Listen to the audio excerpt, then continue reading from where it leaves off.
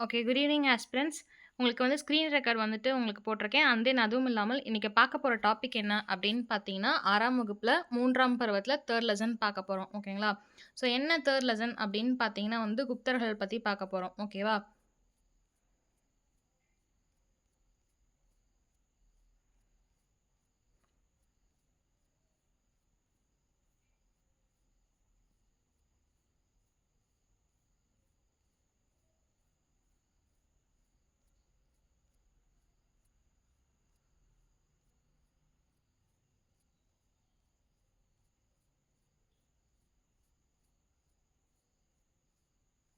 Okay வந்தாச்சுங்க.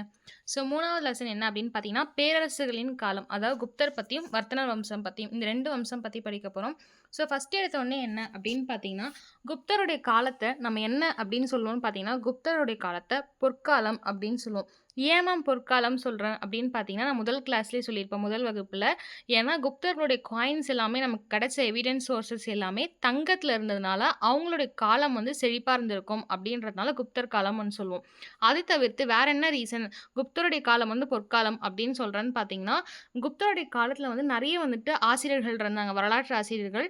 அவர்கள் எல்லாமே குப்தரோட மன்னர்கள் செழிப்பா இருந்தாங்க அப்படின்னும் சொல்லிட்டு போயிருப்பாங்க. ஓகேங்களா? ஈவன் ஃபாகியான் அவர்கள் சந்திரகுப்தருடைய அவைக்கு வந்திருப்பாரு கோர்ட் போயட்டா. அவருமே அவருடைய நூல்ல என்ன சொல்லியிருப்பார்ன்னா, குப்தருடைய அரசு மிகவும் செழிப்பு நிறைந்த அரசா இருக்குது அப்படின்னு சொல்லிட்டு சொல்லியிருப்பாரு. ஏன் அவர் அப்படி சொன்னாரு அப்படின்னு ஒரு ரீசன் இருக்கு. ஏன்னா, குப்தருடைய காலத்துல அந்த கோர்ட்லயே தான் ஃபாகியன் அவர்கள் இருப்பார். ஓகேங்களா? அத தவிர்த்து அவர் மக்கள போய் சந்திச்சு, மக்கள் எப்படி இருக்காங்க அப்படின்ற விஷயம் அவருக்கு தெரியாது. அவர் சுத்தி கோர்ட்ல பார்க்குற விஷயங்கள், அண்ட் தென் வந்து ராஜவம்சத்துல பார்க்குற விஷயங்கள், மந்திரிகள், நோபல்ஸ் இவங்கள மட்டுமே மீட் பண்ணி அவர் அந்த புக் எழுதியிருப்பாரு. அப்படி மீட் பண்ணும்போது என்னன்னா, அப்ப எல்லாருமே இப்படிதான் இருப்பாங்க அப்படின்ற ஒரு கண்ணோட்டத்தின் காரணமா, மத்தவங்க யாரையுமே விசாரிக்காம, அவர் வந்து ஒரு கோர்ட் போயட்டா, ஒரு வரலாற்று ஆசிரியரா, அவர் வந்து குப்தருடைய காலம் வந்து ரொம்ப செழிப்பான காலம் அப்படின்றத அவர் பதிவு பண்ணி வச்சுட்டு போயிருப்பாரு. ஓகேங்களா? ஸோ வந்து உங்களுக்கு அறிமுகம் அப்படின்னும்போது என்னன்னா, 3வது நூற்றாண்டுல அதாவது 3 செஞ்சுவரியில இறுதியில வட இந்தியாவுல குஷாணர்கள் வந்து இருப்பாங்க. ஓகேங்களா? அதாவது வட இந்தியால குஷாணர்களும், தெற்கு பகுதிகள்ல பார்த்தீங்கன்னா, சாதவாகனர்கள் அப்படின்னு சொல்லுவாங்க. அந்த சாதவாகனர்கள் ரொம்ப வலிமையா ஆட்சி செஞ்சுட்டு இருப்பாங்க. அதுவும் மிகப்பெரிய பேரரசா ஆட்சி செஞ்சுட்டு இருப்பாங்க. இத தவிர்த்து பேரரசா ஆட்சி பண்ணிட்டு இருக்கவங்க, ஒரு காலகட்டத்தில என்ன ஆகும் அப்படின்னு பார்த்தீங்கன்னா, அவங்களுடைய வலிமை எல்லாமே இழக்கவும் ஆரம்பிப்பாங்க. அந்த டைம்ல அந்த சூழல தெரிஞ்சுக்கிட்டு தான் சந்திரகுப்தர் என்ன பண்ணுவாருன்னா வந்துட்டு ஒரு அரசையே உருவாக்குவார். ஓகேங்களா? அந்த ஆட்சிய வந்து நிறுவனது யாருன்னா சந்திரகுப்தர் தான். அவருடைய வம்சம் தான் இந்த வம்சம் அப்படின்னு சொல்லலாம். ஓகேங்களா? ஸோ அதுக்கப்புறம் கிட்டத்தட்ட பார்த்தீங்கன்னா, குப்தருடைய வம்சம் அப்படின்னு சொல்லும்போது கிட்டத்தட்ட 50 ஆண்டுகளுக்கு மேல வந்து ரொம்ப அழகா இருந்துச்சுன்னு சொல்றாங்க. அதுக்கு பின்னாடி தான் வர்த்தனர் வம்சம்னு சொல்லுவாங்க. அதாவது வர்த்தனர் வம்சம் அப்படின்னா உங்களுக்கே தெரிஞ்சிருக்கும். ஹர்ஷவர்தனர் படிப்பீங்க பார்த்தீங்களா? அவங்களுடைய வம்சம் தான் வர்த்தனர் வம்சம் அப்படின்னு சொல்லுவாங்க. அவங்களுடைய காலம் பார்க்கும்போது பொது ஆண்டுக்கு பின் ஓகேங்களா? ஸோ கிபி அதாவது 606கள்லேருந்து 647கள் வரைக்கும் இந்த அர்ஷ்னர் வம்சம் வந்து ஆட்சி புரிவாங்க. ஓகேங்களா? ஸோ முதல் பாயிண்ட் உங்களுக்கு என்னன்னா, குப்தருடைய காலம் அப்படின்றது வந்து பொற்காலம் அப்படின்னு சொல்லுவோம். ஓகேங்களா? ஸோ இது வந்து ஏன் அப்படின்ற ரீசன் சொல்லியாச்சு. அதேபோல இன்னொரு விஷயம் என்ன தெரிஞ்சுக்கணும்னா, 3ஆம் நூற்றாண்டுல இறுதியில வந்து வட இந்தியாவுல குஷாணர்கள், அதாவது கனிஷ்கா இருப்பாரு பார்த்தீங்களா? சாகையரான்னு சொல்லுவோம். 78வது சாகையரான்னு சொல்லுவோம் பார்த்தீங்களா? அந்த மாரி குஷாணர்கள் வந்து வட இந்தியாவுல இருக்காங்க 3வது நூற்றாண்டுகள்ல இறுதியில. அதேபோல தெற்கு பார்த்தீங்கன்னா, சாதவாகனர்கள் வந்து என்ன பண்றாங்கன்னா, வலிமை வாய்ந்த பேரரசுகள வந்து இழக்க ஆரம்பிக்கிறாங்க. இந்த சூழ்நிலையில தான் என்ன பண்றாருன்னா, சந்திரகுப்தர் வந்து ஒரு அரச உருவாக்க தீர்மானிக்கிறாரு. ஒரு ஆட்சிய வந்து நிறுவவும் தீர்மானிக்கிறாரு. அப்பதான் 200 ஆண்டு கழித்து இந்த ஆட்சியிலும் வந்துட்டு நீடிக்க ஆரம்பிக்குது. ஓகேங்களா? ஸோ இதான் ஜஸ்ட் இன்ட்ரோ. ஓகேங்களா? ஸோ முதலா பார்க்க போற விஷயம் என்ன அப்படின்னு பார்த்தீங்கன்னா, இதில இருக்க சான்றுகள்லாம் தாண்டி நான் எக்ஸ்ட்ரா சில விஷயங்கள் சொல்றேன். அதுவுமே நோட் பண்ணிக்கோங்க. ஓகேங்களா? ஸோ இதில இருக்க சான்றுகள் பார்க்கலாம். குப்தருடைய அரசு காலத்தில எந்த சான்றுகள் எப்படி நமக்கு கிடைச்சது அப்படின்னு பார்த்தீங்கன்னா, நெறைய வந்துட்டு வெள்ளி, தங்க நாணயங்கள், செப்பு நாணயங்கள் எல்லாமே வெளியிட்டிருக்காங்களாம். ஸோ இதுவும் வந்து நமக்கு குப்தர் வந்து இருந்திருக்காங்க. குப்தர்ன்னு ஒரு வம்சம் இருக்கு அப்படின்றதுக்கு தெரியறதுக்கு ஒரு சாட்சியா நமக்கு இந்த காயின்ஸ் இருக்கு அப்படின்னு சொல்றாங்க. இத தவிர்த்து சமுத்திரகுப்தர் அப்படின்றவர் வந்து ஹரிசேனன் படிச்சிருப்பீங்க. 33 லைன்ஸ் வந்து கம்போஸ் பண்ணி அவர் வந்து எழுதியிருப்பாரு அந்த தூண் கல்வெட்டுல அப்படின்னு சொல்லிட்டு. அந்த மாரி சமுத்திரகுப்தருடைய அலகாபாத் தூண் கல்வெட்டு நமக்கு குப்தர் அப்படின்ற ஒரு வம்சம் இருக்கிறதுக்கான சான்றா இருக்கு அப்படின்னு சொல்றாங்க. இத தவிர வேற என்ன அப்படின்னு பார்த்தீங்கன்னா, மெக் மெக்ரலி இரும்பு தூண் கல்வெட்டு. இருக்கிறதுல ரொம்ப இம்பார்ட்டன்டான கல்வெட்டு அலகாபாத் தூண் கல்வெட்டும், மெக்ரலி இரும்பு தூண் கல்வெட்டும் தான். இப்பவுமே துருப்பிடிக்காம இருக்குது அப்படின்றத நம்ம நெறைய பேர் படிச்சிருப்போம். ஸோ, அந்த மெக்ரலி தூண் இரும்பு தூண் கல்வெட்டுமே நம்ம வந்து குப்தருடைய வம்சத்துக்கு ஒரு சான்றா இருக்கு அப்படின்னு சொல்றாங்க. இத தவிர்த்து வேற என்ன மேம் இருக்கு? அவங்களுக்கு சான்று அவங்க வாழ்ந்தாங்க. அவங்களுடைய டெய்லி ஆக்டிவிட்டீஸ் எப்படி இருந்தது? மக்கள் எப்படி இருந்தாங்க? வேற எப்படி தெரிஞ்சுக்கலாம்? அப்படின்னா, நான் உங்களுக்கு ஃபர்ஸ்ட் கிளாஸ்லயே சொல்லியிருப்பேன். ஆர்க்கியாலஜிக்கல் சோர்சஸாலயோ, இல்ல வந்து நியூமிஸ்மேட்டிக்ஸாலயோ, இல்ல பில்லர் இன்ஸ்கிரிப்ஷன் ஆகலையோ, இல்ல வந்து எபிகிராபிக்ஸ் ஸோ இந்த மாரி ஒரு சான்றுகள் சோர்ஸ வச்சு நம்ம தெரிஞ்சுக்கலாம். மக்கள் எப்படி வாழ்ந்தாங்க? அரசர்கள் எப்படி வாழ்ந்தாங்க? அவங்களுடைய ஆட்சி எப்படி இருந்தது? அவங்களுடைய ஆணைகள் என்னவா இருந்தது? இது எல்லாமே நம்ம சான்றுகள், வளங்கள் வச்சு தெரிஞ்சுக்கலாம் அப்படின்னு சொல்லியிருந்தேன். இந்த சமுத்திரகுப்தருடைய அலகாபாத் தூண் கல்வெட்டையும் தாண்டி, மெக்ரலி இரும்பு தூண் கல்வெட்ட தாண்டி, குப்தருக்கான சான்றா எந்து இருந்துச்சு அப்படின்னு பார்த்தீங்கன்னா, 2வது சந்திரகுப்தருடைய உதயகிரி குகை கல்வெட்டு அப்படின்னு சொல்லலாம். உங்களுக்கு கேள்விகள்ல நெறைய டைம் எப்பவுமே கேட்கக்கூடிய ஒரு கேள்வி என்னன்னா, சமுத்திரகுப்தர் இருக்கார் பார்த்தீங்களா? அவருடைய கல்வெட்டு என்ன? அதுக்கப்புறமேட்டுக்கு ஹரிசேனர் யாரு? எத்தன லைன்ஸ் வந்து இருந்திருக்கு? அது மட்டும் இல்லாமல் வேற என்ன கேள்விகள் கேட்பாங்கன்னா, 2ஆம் சந்திரகுப்தருடைய அவைக்கு வந்த அவைப்புலவர் யாரு? சீன அவைப்புலவர் யாரு? அப்படின்னு கேட்பாங்க. டிராவலர் ஓகேங்களா? டிராவலர்ன்றது தான் கரெக்டான வேர்டு. ஸோ, அப்படி வந்தவங்க யாருன்னு கேட்பாங்க. வேற என்ன கேட்கலாம் அப்படின்னு பார்த்தா, அந்த ஹீனர்கள் அப்படின்னு சொல்லுவாங்க. ஆங்கிலத்தில ஹன்ஸ் இன்வேஷன் அப்படின்னுவாங்க. அந்த ஈனர்களுடைய படையெடுப்பு குப்தருடைய காலத்துல எந்த மன்னர் ஆட்சி செய்யும்போது படையெடுப்புகள் அதிகமா இருந்தது, அச்சுறுத்தல்கள் ஏற்பட்டது அப்படின்ற மாதிரியும் கேட்பாங்க. முதல் இல்லது கடைசி குப்த அரசர் யாரு? குப்த பேரரசர் யாரு? அப்படின்றதையும் கேட்பாங்க. இத தாண்டி வேற என்ன கேட்பாங்கன்னா, லிச்சாவி இருப்பாங்க பார்த்தீங்களா? லிச்சாவி இளவரசி பத்தி சில கேள்விகள்லாம் அதுக்கு முன்னாடி பழைய ப்ரீவியஸ் இயர் கொஸ்டின்ல கேட்டிருக்காங்க. இதையும் தாண்டி வந்து குகைகள் இந்த உதயகிரி குகையாகட்டும், இல்லனா வந்து மெக்ரலி இரும்பு தூண் கல்வெட்டாகட்டும் இத கேட்பாங்க. நமக்கு ரிப்பீட்டடா எந்த கொஸ்டின் மேம் குப்தாஸ்ல வந்துட்டு எப்பவுமே வருது அப்படின்னு பார்த்தீங்கன்னா, இந்த சமுத்திரகுப்தர் வந்து வீணை வாசிக்கிற மாரி ஒரு காயின் வந்து நமக்கு கிடைச்சிருக்கும். அது வந்து கவிராஜா அப்படின்ற பட்டம் நமக்கு வந்து அவருக்கு இருக்கிறது தான் நமக்கு தெரிஞ்சிருக்கும். ஸோ அந்த கேள்விகளையும் அப்பப்ப கேள்விகள் கேட்கப்பட்டுட்டே இருக்காங்க. சரிங்களா? ஸோ இத தவிர்த்து என்ன அப்படின்னு பார்த்தீங்கன்னா, 2ஆம் சந்திரகுப்தருடைய உதயகிரி குகை கல்வெட்டாகட்டும், மதுரா பாறை கல்வெட்டு, சாஞ்சி பாறை கல்வெட்டு. இந்த கல்வெட்டுகள் எல்லாமே குப்தருடைய ஆட்சிக்கு வந்து ஒரு சான்றா இருக்கு அப்படின்னு சொல்றாங்க. இத தவிர வேற என்ன அப்படின்னு பார்த்தீங்கன்னா, ஸ்கந்தகுப்தருடைய பிதாரி தூண் கல்வெட்டு ஓகேங்களா? ஸோ கேள்விகள்ல மேட்ச் த ஃபாலோயிங்ல வரலாம். எப்படின்னா, ஒரு சைடு வந்துட்டு யார் வந்து கட்டுனாங்க, இன்னொரு சைடு எந்த அரசருக்கானது அப்படின்னு வரலாம். இப்ப சமுத்திரகுப்தனா அலகாபாத் தூண் கல்வெட்டு, 2ஆம் சந்திரகுப்தனா உதயகிரி குகை கல்வெட்டு. இன்னொன்னு என்ன அப்படின்னு பார்த்தீங்கன்னா, மெக்ரல் இரும்பு தூண் கல்வெட்டு கட்டியது யாருன்னா, 2ஆம் சந்திரகுப்தர் அவர்கள் கட்டினாங்க. ஆனா யாருக்கு அப்படின்ற கேள்வி வந்தா, 1ஆம் சந்திரகுப்தருக்காக கட்டினது. ஓகேங்களா? ஸோ வேற என்ன அப்படின்னு பார்த்தீங்கன்னா, ஸ்கந்தகுப்தர் அப்படின்னு வந்துச்சுன்னா, இந்த பக்கம் பிதாரி தூண் கல்வெட்டு அப்படின்ற மாரி. இத தவிர வேற என்ன கல்வெட்டுகள் மூலியமா நம்ம சான்றுகள் வந்து குப்தர்கள் இருந்ததாவோ தெரிஞ்சுக்கலாம் அப்படின்னு கேட்டிங்கன்னா, கத்வா பாறை கல்வெட்டு மற்றும் மதுபான் செப்பு பட்டயம். ஓகேங்களா? என்னது? கத்வா பாறை கல்வெட்டு, மதுபான் செப்பு பட்டயம். அப்புறம் பார்த்தீங்கன்னா, சோனாபட் செப்பு பட்டயம். செப்பு பட்டயம்ல பாருங்க 2 செப்பு பட்டயம் வந்து நமக்கு இருந்திருக்கு. அது தெரிஞ்சுக்கோங்க. அதுக்கப்புறம் வந்து நாலந்தா பல்கலைக்கழகம் சொல்லும் பார்த்தீங்களா? இந்த நாலந்தால இருக்கக்கூடிய களிமண் முத்திரை பொறிப்புகள்லாம் நமக்கு கிடைச்சிருக்கு அப்படின்னு சொல்றோம். ஓகேங்களா? ஸோ இது எல்லாமே வந்து பார்த்தீங்கன்னா, உங்களுக்கு வந்து சான்றுகள்ல வரும். என்னது? மதுபான் செப்பு பட்டயம் பொறுத்தவரைக்கும் 2 செப்பு பட்டயம். அதாவது மதுபான் செப்பு பட்டயம், சோனாபட் செப்பு பட்டயம். ஓகேங்களா? மது, சோனான்னு ஞாபகம் வச்சுக்கோங்க. இத தவிர வந்து காத்வா. ஓகேங்களா? ஸோ காத்வா அப்படின்றது வந்து ஒரு பாறை கல்வெட்டு. செப்பு பட்டயம்னா 2, பாறை கல்வெட்டுனா 1. ஓகேங்களா? ஸோ இத தவிர முத்திரை பொறிப்புன்னு கேட்டா, நாலந்தாவுடைய களிமண் முத்திரை பொறிப்பு. இது எல்லாமே என்ன அப்படின்னு பார்த்தீங்கன்னா வந்து கல்வெட்டுகளுடைய சான்று. இவ்வளோதானா மேம் கேட்டா அவ்வளோதான். இதில என்ன முக்கியமான விஷயம் நீங்க தெரிஞ்சுக்கணும் அப்படின்னு பார்த்தீங்கன்னா, சமுத்திரகுப்தருடைய ஆட்சியில என்ன அப்படின்னு பார்த்தீங்கன்னா, இந்த அலகாபாத் தூண் கல்வெட்டு இருக்கு பார்த்தீங்களா? அது என்ன நமக்கு வலியுறுத்துது? குப்தர்கள பத்தி வலியுறுத்துதான்னு கேட்டா, குப்த அரசர்கள் பத்தி வலியுறுத்துது. யார பத்தி அப்படின்னு கேள்விகள் வந்தா, நம்ம சமுத்திரகுப்தர பத்தி தான். என்ன மேம் சொல்றாங்க? அந்த சமுத்திரகுப்தர பத்தி என்னதான் அவங்க வந்து எழுதி வச்சுட்டு போயிருக்காங்க அப்படின்னு கேட்டா, அவருடைய ஆளுமை, அவருடைய அட்மினிஸ்ட்ரேஷன் எப்படி இருந்தது? அவருடைய சாதனைகள்லாம் என்னவா இருந்தது? அப்படின்னு சொல்லிட்டு விளக்குதாமா அந்த கல்வெட்டு. என்னது? அவருடைய ஆளுமையும், சாதனைகளையும் விளக்குதாமா. இத தவிர்த்து என்ன அப்படின்னு பார்த்தீங்கன்னா, இந்த கல்வெட்ட பொறித்தவர் அப்படின்னு உங்களுக்கு கேள்விகள்ல கேட்கப்பட்டா, ஹரிசேனர் அவர்கள். யாரு? இந்த கல்வெட்ட பொறித்தவர் ஹரிசேனர் அவர்கள். எத்தன லைன் இருக்கு அப்படின்னு கேட்டீங்கன்னா, 33 வரிகள் இருக்காம். அலகாபாத் தூண் கல்வெட்ட யாருக்கு பொறித்தாங்க? யார் பொறித்தான்னு கேட்டா, ஹரிசேனர் அவர்கள். எத்தன லைன் அப்படின்னு கேட்டா, 33 வரிகள் இருக்கு. எந்த வரி வடிவத்தில மேம் இருக்கு அப்படின்னு கேட்டிங்கன்னா, நாகரின்னு சொல்லுவாங்க. இந்த கேள்விகள் நெறைய டைம் வந்து உங்களுக்கு டிஎன்பிஎஸ்சிலயும் ஆகட்டும், பிஜிலயும் வந்திருக்கு. ஓகேங்களா? என்ன வடிவத்தில அப்படின்னு கேட்டாங்கன்னா வந்துட்டு, நாகரி வடிவத்தில வந்து பொறிச்சிருக்காங்களாமா. இத தவிர்த்து எதுல எழுதப்பட்டிருக்காங்கன்னு கேட்டா, நல்லா புரிஞ்சுக்கோங்க இந்த இடத்துல டிஃபரன்ஸ. 33 வரிகள நாகரி வடிவத்தில பொறிச்சிருக்காங்க. ஓகேங்களா? ஸோ நாகரி வடிவத்தில சமஸ்கிருதத்தில எழுதியிருக்காங்க. ஓகேங்களா? நாகரி வடிவம் கொண்டு சமஸ்கிருதத்தில எழுதின கல்வெட்டு தான் அலகாபாத் தூண் கல்வெட்டு. இத சமுத்திரகுப்தருடைய ஆளுமைய பத்தியும், சாதனைய பத்தியும் எழுதியிருக்காங்க. ஹரிசேனர் அவர்கள் தான் இத பொறிச்சிருக்காங்க. இத பத்தி நல்லா தெரிஞ்சுக்கோங்க.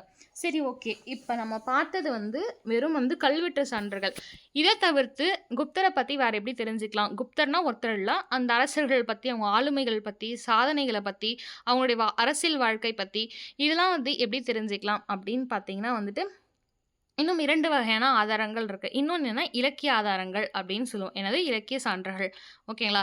இது என்ன அப்படின்னு பார்த்தீங்கன்னா, நாரதன்னு சொல்லுவோம் பார்த்தீங்களா? நாரதர், விஷ்ணு, பிரகஸ்பதி, காத்யாயனா, ஸ்மிருதிகள் சொல்லுவோம். ஓகேங்களா?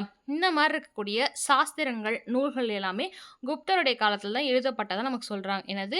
நாரதர். இதுல வந்து நாரதர் குடுத்துருக்க மாட்டாங்க. ஸ்கூல் புக்ஸ்ல தெரிஞ்சுக்கோங்க எக்ஸ்ட்ரா. ஓகேங்களா? ஸோ நாரதர், விஷ்ணு, மத்சாயா, வாயு, நெக்ஸ்ட் பார்த்தீங்கன்னா வந்து பிரகஸ்பதி, காத்யாயனா, ஸ்மிருதிகள்.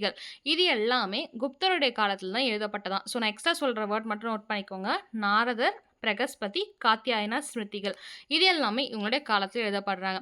ஸோ இத தவிர என்ன அப்படின்னு பார்த்தீங்கன்னா, நாரதருடைய நீதி சாஸ்திரமாகட்டும், பகவதா புராணங்களாகட்டும், விஷ்ணு, மத்ஸ்யா, வாயு இவங்கள பத்தி புராணங்களும் வந்து இந்த குப்தர் காலத்துல இலக்கிய சான்றுகள் நமக்கு இருக்குன்னு சொல்றாங்க. ஸோ இத தவிர்த்து எப்பவுமே எக்ஸாம்ல ஒரு கேள்வி கேட்பாங்களே மேம், ஏன்னா வந்து நீங்க ஃபர்ஸ்ட்டே சொன்னீங்க, இந்த கல்வெட்டு சான்றுகள்ல சமுத்திரகுப்தர பத்தி கேட்குறாங்க. இல்லன்னா மெக்ரலி தூண் கல்வெட்டு பத்தி கேட்குறாங்க. இல்லன்னா வந்து பிதாரி தூண் கல்வெட்டு பத்தி கேட்குறாங்க. இல்லன்னா 2ஆம் சந்திரகுப்தருடைய உதயகிரி கல்வெட்ட பத்தி கேட்குறாங்க. அதே மாரி இலக்கியத்துல கண்டிப்பா ஒரு கேள்வி கேட்டிருக்கணும்னு உங்க மண்டைக்குள்ள ஓடுறது எனக்கு தெரியுது. இலக்கியத்துல என்ன கேள்வி கேட்டிருக்காங்க அப்படின்னு பார்த்தீங்கன்னா வந்து எப்பவுமே விசாக தத்தர் இருக்காரு பார்த்தீங்களா? அவரு எழுதிய நூல் என்ன? அப்படின்ற கேள்விகள் எப்பவுமே வரும். இத தாண்டி ஒரு ஹைப்பான ஒரு மனுஷன் இருக்காரு. அவரு பேர் தான் காளிதாசர். ஓகேங்களா? இந்த காளிதாசர் இல்லாம மேக்ஸிமம் உங்களுக்கு இலக்கியத்துல கேள்வி குப்தால வரவே வராதுங்க. கேட்டா இலக்கியம் வந்தா ஒண்ணு காளிதாசர் இல்லன்னா விசாக தத்தர். அதையும் மீறி கேட்டாங்க அப்படின்னு பார்த்தீங்கன்னா வந்துட்டு பாணருடைய அர்ஷசரிதம். அவரும் வந்து எதுல வருவாரு அப்படின்னு பார்த்தீங்கன்னா, பாணர பொறுத்தவரைக்கும் அந்த வரதனர் பார்த்தீங்களா? டைனசிட்டி அதுல வந்துருவார். ஹர்ஷருடைய காலகட்டத்தில சேர்ந்தது தான் பாணப்பட்டர் அல்லது பாணர்ன்னு சொல்லுவாங்க. ஓகேங்களா? ஸோ ஆங்கிலத்தில பாணப்பட்டார்ன்னு சில நூல்கள்ல வரும். பட் ஆனா கல்வி புத்தகத்திலயும், மத்த புத்தகத்திலயும் பாணர் அப்படின்னு வரும். So confusion ஆகிக்காதீங்க. ஸோ நம்ம படிக்கிற ஸ்டைல்லே படிச்சுக்கலாம். பாணர் அப்படின்றது கரெக்ட். ஓகேங்களா? ஸோ பாணர் எழுதிய அர்ஷசரிதமாகட்டும், விசாக தத்தர் நீங்க ஒரு அழகா வந்துட்டு ஒரு சைடு வந்துட்டு எழுதிக்கோங்க. விசாக தத்தனா தேவி சந்திரகுப்தம், முத்துராக்ஷசம். இந்த சைடு வந்து பாணர்னா ஹர்ஷசரிதம். காளிதாசருடைய பல நாடகங்கள் வந்து இருக்கு. ஓகேங்களா? ஸோ நாடகங்களாகட்டும், அவருடைய படைப்புகளாகட்டும் நெறைய படைப்புகள் இருக்கு. இத தவிர்த்து இந்த இலக்கிய சான்றுகள்ல 1 செகண்ட் வெயிட் பண்ணுங்க. சம்ஒன் வாண்ட் டூ ஜாயின் குடுத்துட்டு வந்துர்றேன்.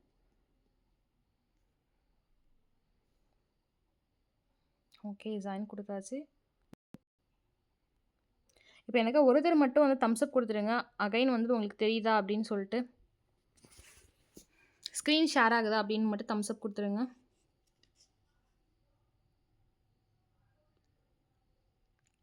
என் வாய்ஸ் ஆடிபிள் ஆகுதா? என் ஸ்க்ரீன் வந்துட்டு இதுவாகுதா? ஓகே, நம்ம ஸ்டார்ட் பண்ணிடலாமா?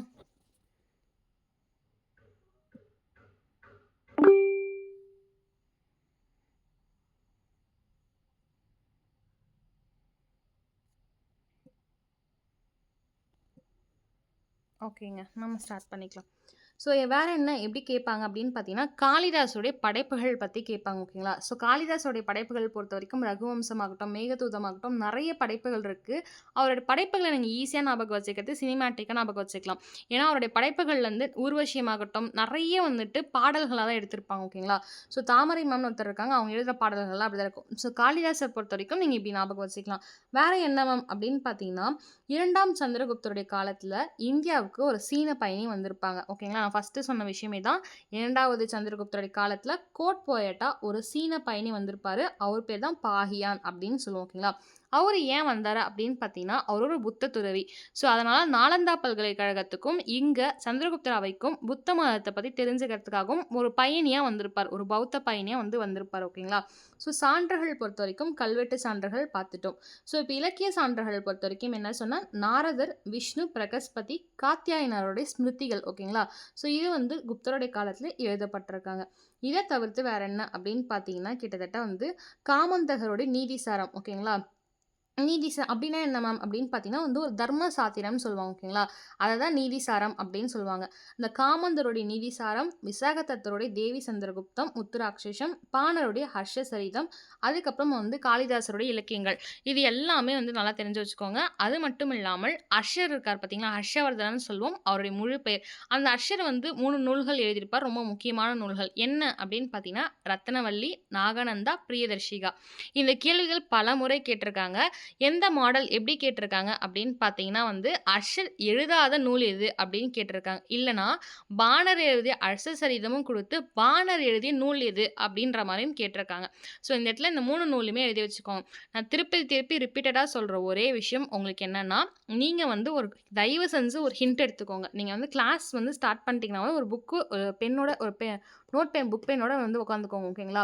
ஸோ, வந்து அந்த 1 ஹவர் தான் நீங்க கான்சன்ட்ரேட் பண்ணுவீங்க. அந்த 1 ஹவர் ஃபுல்லா கான்சன்ட்ரேட் பண்ணி படிச்சுக்கோங்க. ஸோ, இப்ப நம்ம பார்த்த வரைக்கும் எல்லாமே வந்து முடிச்சிட்டோம். என்னன்னா, சான்றுகள் பொறுத்தவரைக்கும் கல்வெட்டு சான்றுகள் முடிச்சாச்சு, இலக்கிய சான்றுகள் முடிச்சாச்சு. இத தவிர்த்து வேற என்ன சான்றுகள் அப்படின்னு பார்த்தீங்கன்னா, நம்ம யுவான் ஷாங், அதாவது பில்கிரிம் இளவரசர்ன்னு சொல்லுவோம். ஓகேங்களா? புனித பயண இளவரசர்ன்னு சொல்லுவோம். அவரு எழுதின ஒரு நூல் என்னன்னா, சியூகி அப்படின்னு சொல்லுவோம். ஓகேங்களா? அது வந்து ஒரு அக்கவுண்ட், ஃபாரின் அக்கவுண்ட். அந்த அக்கவுண்ட் பேர் என்ன? சியூகி அப்படின்னு சொல்லுவோம். அது வந்து அர்ஷருடைய காலத்துல இவர் வந்து அவைக்கு வருவாரு. அர்ஷர பத்தி விரிவாக்கமா பேசுவாரு. ஸோ, வந்து நம்ம அர்ஷர படிக்கும்போது, வர்த்தனர் வம்சம் படிக்கும்போது நம்ம பார்த்துக்கலாம். இப்போதைக்கு அது வேண்டாம். ஓகேங்களா? ஸோ, சான்றுகள் பொறுத்தவரைக்கும் என்ன அப்படின்னு பார்த்தீங்கன்னா, கல்வெட்டு சான்றுகள், இலக்கிய சான்றுகள் படிச்சுட்டோம். நான் என்ன சொன்ன மாரி இன்னும் ஒரே ஒரு சான்று இருக்கு. அது என்ன அப்படின்னு பார்த்தீங்கன்னா, நியூமஸ்மேட்டிக்ஸ், அதாவது ஸ்டடி ஆஃப் காயின்ஸ். என்னன்னா, காயின்ஸை பற்றி படிக்கிறத படிப்பு தான் நியூமஸ்மேட்டிக்னு சொல்லுவோம். நாணய ஆதாரங்கள் அப்படின்னு தமிழில் சொல்லுவோம். இந்த நாணய ஆதாரங்கள் என்ன தெரிஞ்சுக்கலாம், நான் உங்களுக்கு ஃபஸ்ட்டு டாப்பிக்கில் எடுத்த போதே சொல்லியிருப்பேன். அந்த நாணயங்கள் வச்சு செப்பு, தங்கம் அந்த வச்சு தான் பொற்காலம் அப்படின்றதே குப்தருடைய காலம் பொற்காலம் அப்படின்னே வந்து டிசிஷன் பண்ணாங்க அப்படின்னு சொல்லியிருப்பேன். இதை தவிர்த்து வேற என்ன அப்படின்னு பார்த்தீங்கன்னா, குப்தருடைய காலகட்டத்தில் வெளியிட்ட நாணயங்களில் நிறைய உருவங்கள் வந்து பொறிச்சிருக்கிறதா நமக்கு தெரிஞ்சிருக்கு. ஓகேங்களா? எனது குப்தருடைய காலகட்டத்தில் உருவங்கள் வந்து நமக்கு நிறைய பொறிச்சிருக்காங்க அப்படின்ற விஷயமும் நமக்கு தெரியுது. இதை தவிர்த்து என்னன்னா, தங்க நாணயங்கள் எல்லாமே வந்து அரசர்களுடைய பட்டங்களை வந்து குறிக்குதாமா. ஓகேங்களா? ஸோ, அவங்க வெளியிட்ட நாணயங்கள்ல உருவங்களும் இருக்கு. அந்த உருவங்கள் வச்சு நம்ம குப்தருடைய வம்சத்தை பத்தி தெரிஞ்சுக்கிறோம். இதை தவிர்த்து என்ன அப்படின்னு பார்த்தீங்கன்னா, அவங்களுடைய தங்க நாணயங்கள்ல அரசர்களுக்கு பட்டப்பெயர் இருக்கும். இப்ப பார்த்தீங்கன்னா, மகாராஜா, திராஜா, மகாராஜா இந்த மாதிரி சில பட்டப்பெயர்கள்லாம் இருக்கும். ஓகேங்களா? அந்த பட்டப்பெயர்கள் வச்சு என்ன பண்ணுவாங்கன்னா வந்துட்டு பொறிச்சிருப்பாங்க. ஓகேவா? இதை தாண்டி என்ன அப்படின்னு பார்த்தீங்கன்னா, நிறைய வேத சடங்குகள் வந்து குப்தருடைய காலத்துல தான் ஸ்டார்ட் ஆகுது. எக்ஸாம்பிள் சொல்லணும் அப்படின்னு பார்த்தீங்கன்னா, அஸ்வமேத யாகம். இந்த அஸ்வமேத யாகம் அப்படின்றது முதல்ல ஸ்டார்ட் பண்ணதா நம்ம வரலாற்றில் வந்து சுங்கருடைய வம்சத்தில் படிச்சிருப்போம். அதுக்கப்புறம் ரொம்ப ஃபெமிலியரா சமுத்திரகுப்தருடைய நடத்திய அந்த அஸ்வமேத யாகம் தான் வந்துட்டு நமக்கு ஃபெமிலியரா தெரிஞ்சிருக்கும். ஓகேங்களா? ஸோ, இந்த 3 சான்றுகள் நல்லா படிச்சுக்கோங்க. இலக்கிய சான்றுகள், நாணய ஆதாரங்கள், கல்வெட்டு சான்றுகள். ஓகேவா? ஸோ, இது முடிச்சாச்சு. சரி, இது முடிச்சுட்டு வேற என்ன அப்படின்னு பார்த்தீங்கன்னா, குப்தருடைய அரச வம்சம் எப்படி நிறுவப்பட்டது அப்படின்னு சொல்லியிருக்கோம். ஸோ, நான் ஸ்டார்ட்டிங்லேயே சொல்லியிருப்பேன். சந்திரகுப்தர் அப்படின்னு சொல்லிட்டு ஒருத்தர் வருவார். ஸோ, அவர் வந்துட்டு என்ன பண்ணுவார்னா வந்து அவருடைய காலங்கள் நீடிக்கும். அதுக்கப்புறம் குப்த வம்சம் ஸ்டார்ட் ஆகும். வர்தன வம்சம் அதுக்கப்புறம் ஸ்டார்ட் ஆகும்னு சொல்லியிருக்கேன். ஸோ, குப்தருடைய வம்சத்தை நிறுவியவர் யார் அப்படின்னு பார்த்தீங்கன்னா, ஸ்ரீகுப்தர் அவர்கள் தான். நல்லா இப்போ வந்து ஒரு டேபிளர் காலம் மாதிரி போட்டுக்கோங்க.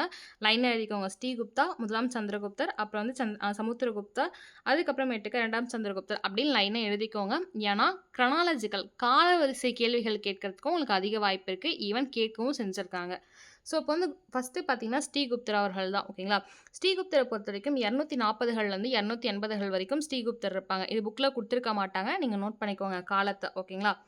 ஸோ, இதை தவிர்த்து என்ன அப்படின்னு பார்த்தீங்கன்னா வந்து, ஸ்ரீகுப்தர் வந்து எந்த பகுதியை ஆண்டிருக்காரு அப்படின்னு பார்த்தீங்கன்னா, வங்காளம், பீகார் போன்ற பகுதிகள வந்துட்டு ஸ்ரீகுப்தர் வந்து ஆண்டிருக்காரு.